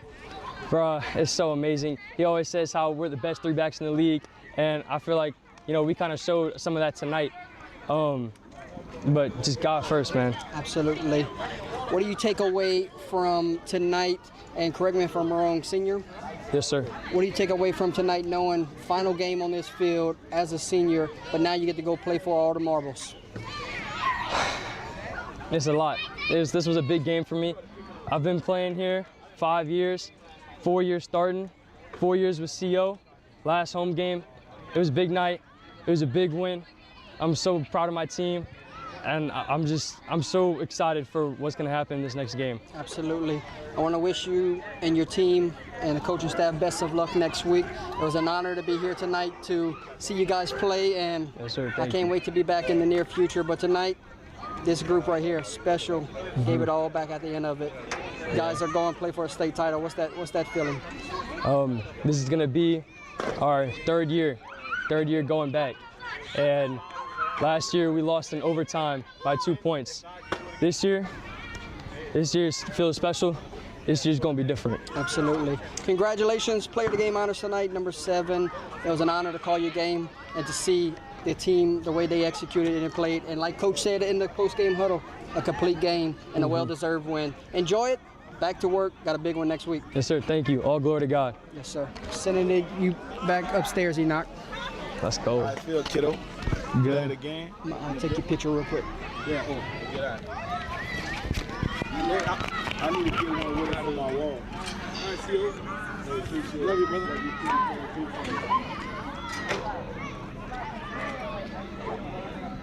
Got him in the background. All right, welcome back to the Fundraising University broadcast booth. There you go. You have a live looking at the player of the game, Caleb Broussard. That was a great interview there, Jardy. We will keep the camera and audio on us in the meantime while we await for the coach's interview with Coach Carol Olivier of the Acadiana Christian Lions. Great interview, great kid. And as Jardy's about to set up the coach's interview, we're going to switch back down to him. Jordan, it's all on you. I'm just waiting on the cue upstairs. Oh, it's all good. Sitting here with Victoria's head football coach. First off, Coach, congratulations on the victory to yourself, your team, your staff, and the incredible fan base that was here in attendance. The emotion right now, it was powerful right there at the end of the game, but I want to know how proud are you of this team for going and play that complete game like one of your staff members said. Man, very proud. I always knew that they could do it. I said all the time, it's a ragtag group. It's probably my most challenging year of coaching. Every year we lose some really, really good guys. And I wanted it so bad for the senior class, our biggest senior class, 7 seniors. I mean, they worked so hard, man. They were just waiting for it to click. And going into this week preparing for this game, man, I was almost obsessed with it. And to see them come out and play lights out, because every game before this game was a touchdown. We won 24-16 at their place. We was at home, homecoming, 8-0. And today they came out like I'm talking about everything we worked on, they was there. And of course they gritty. They made a couple of plays, but man, every emotion you could have went through this week, I went through it. Every emotion you could go through as a coach on the sideline, I went through it. And I'm just so grateful that God chose them and God chose me and my staff to do it with them tonight. So I'm appreciative of him giving us victory tonight. You talked about your seniors. You said it before we came on air just now. You said, I got 3 more games with these guys, and I'm going to cherish every moment. A night like tonight right here, I'm sure it's a memory you'll never forget. Never. I got the job here 4 years ago. God opened the door for me. I was getting ready to stop coaching, period. God opened the door for me here. And I remember the first time I met with this group of seniors, I think most of them thought I was crazy except for number 7. I think he was the only one who bought in when I said, hey, we can compete for a state championship. And our first year we went 3-6, and I felt like I let them down. And every year since then, them guys have showed up and gave me everything they got. And I wanted it so bad. I didn't want us to not get another opportunity to win a state championship. And I asked them, I said, hey, trust us, trust the staff, preparation, give me everything you got, relentless effort, leave it all on the field, but honor God with what you do. And man, they did it. And like I said, 3 more games, I'm gonna cherish every last one of them. Coach, he's talking about honoring God, and that's probably the most powerful moment I ever experienced at a football game, watching your team come together and giving it all back to him. Talk to me about that moment right there. For guys like myself and my crew upstairs that have not experienced something like this, that was powerful. Yeah, I got denied to get in I wanted to be a head football coach, and I got denied 2 times and didn't get accepted into colleges. And I told God if he give me a chance to get into college to do this, I will glorify him with everything that I do. And when he gave me this opportunity to coach here 4 years ago, I put him first. Every practice, we don't touch a football unless we do a devotional. It's mandatory. I'll lose 35, 40 minutes, an hour of practice to make sure we glorify God. That's about the connection. If you want to know the secret sauce to the success of this team, is that we are a God-first team. And it's not just on the back of our jersey. This is what we do. And we praise him in wins and in losses because we have to, because he's the one that designed it all. And I want my guys to know one thing when they leave from here, that they're not just good football players, but they're young men of God. They're the future. And I'm so grateful. And this has become a tradition for us to praise God after these games. Even in losses, we didn't have a 46-0 loss. And I wanted them to know, like, even in the tough moments, we got to praise God too. Because his hand is in it. What are we going to learn for it? So for me, that's just why. God has been so good to me. And I want to make sure that any platform I get, whether it's this big or that big, any opportunities my boys get, small or large, I want them to know that it's because of God, and I want to use it to bring people closer to him. Let's talk about the game tonight. All 3 phases, I said earlier to you, player of the game, and going to the defensive side of the ball, you had some takeaways. Going to the offensive side of the ball, your running backs went crazy. Talk to me about all 3 phases tonight, knowing that, I mean, the player of the game just said we got the best 3 backs in the league. Talk to me about knowing that you got some takeaways on the defensive side of the ball and your backs went absolutely crazy, Coach. Yeah, I think that's been a ticket. Malachi has been down a little bit. Number 9, he hadn't been healthy, but he's a bell cow. He finally got healthy. He was down for about 3 games. and we started being able to impose our will on imposing defenses. And when you got them 3, 7, 9, and then 22, agent 22, I'll call him. When you got to tackle him all night long, that's a load. So tonight, I think the game ball goes to my offensive coordinator and my assistant offensive coach, Coach Brock Smith. They really put it together, really stuck with what we do best, which is our strength is getting downhill. So I think they deserve the game ball to put up that 48 points in a game like this was huge. Defensively, we were lights out. The takeaways was huge. We've been planning, film every day, whistle to whistle. This is what you're going to see. This is what they're going to do. How do we adjust? What do we do staying over the top? And I think the guys was lights out. They executed at a high level. We do some different little things of adaptations where we use our ends to cover guys out of the backfield. A lot of teams aren't used to that. And I think they just did well. Now, they did put a little pressure on us when they went in the spread. We haven't prepared for spread for a while, but I think they did good. Zach Lacoste came in late when Silas was cramping and played some really good downs for us, so I'm proud of him. I'm just proud of the guys. And when you talk about special teams, we didn't quite get a turnover on special teams, but we didn't really give up any explosive plays. And I think that was the difference. So I'm just proud of everybody, man. This is a great win tonight. We talked upstairs. We said the game would come down into the trenches. We said the game would come down to who makes the least amount of mistakes. Yes. And check one box, check 2 boxes off tonight. Dominated the trenches and very few mistakes tonight. Talk to me about those 2 that really shows up in semifinal matchups. Man, we harped about it because, again, last game we played them at homecoming. We was control the time of possession, but we put the ball on the ground. We had an interception and we fumbled once, but we put the ball on the ground in that game 4 times. So I've been harping on the guys, hey, protecting the football, the ball is a program. If we protect the football, we're going to get what we want. So when I knew it was going to rain tonight, yesterday, we had a bucket of water. We was dumping the football in a bucket of water, and we was running our offense because I wanted them to be prepared in case it was a sloppy night. So I think they executed everything I asked them to do tonight. And then on the other side of it, to be able to get those takeaways and to go in and get 6 from them, man, that's huge. So I'm proud of those guys for that, for sure. Coach, final words tonight before you go on and celebrate this one, but I'm sure it's a quick turnaround, getting ready for a big one next week. But final words tonight as we close this broadcast out.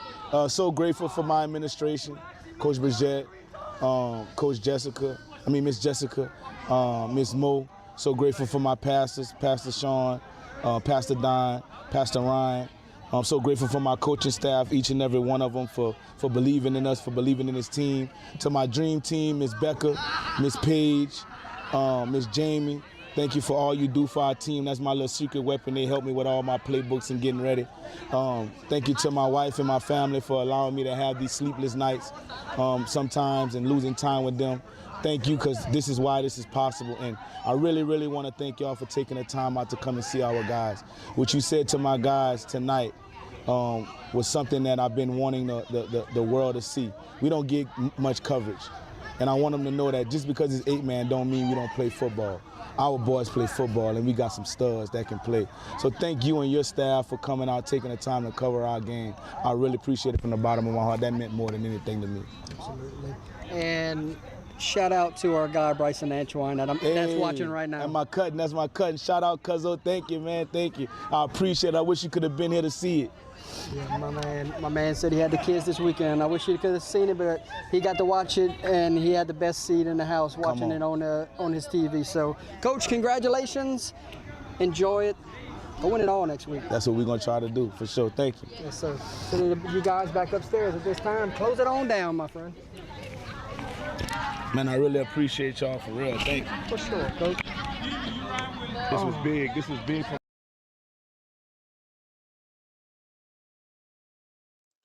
Welcome back to the Fundraising University broadcast booth. That was the coach's interview with Coach Carol Olivier. Phenomenal job on both of the player of the game and the coach's interview, Jordan. So with that being said, it looks like it's about time for us to send it off and head home. Your final score in this game, Acadiana Christian 46, Southwest Louisiana 14. Acadiana Christian moves on next week, Saturday, October 25th. They're going to Pope John Paul the Great, I believe is the name of that school. I might be wrong.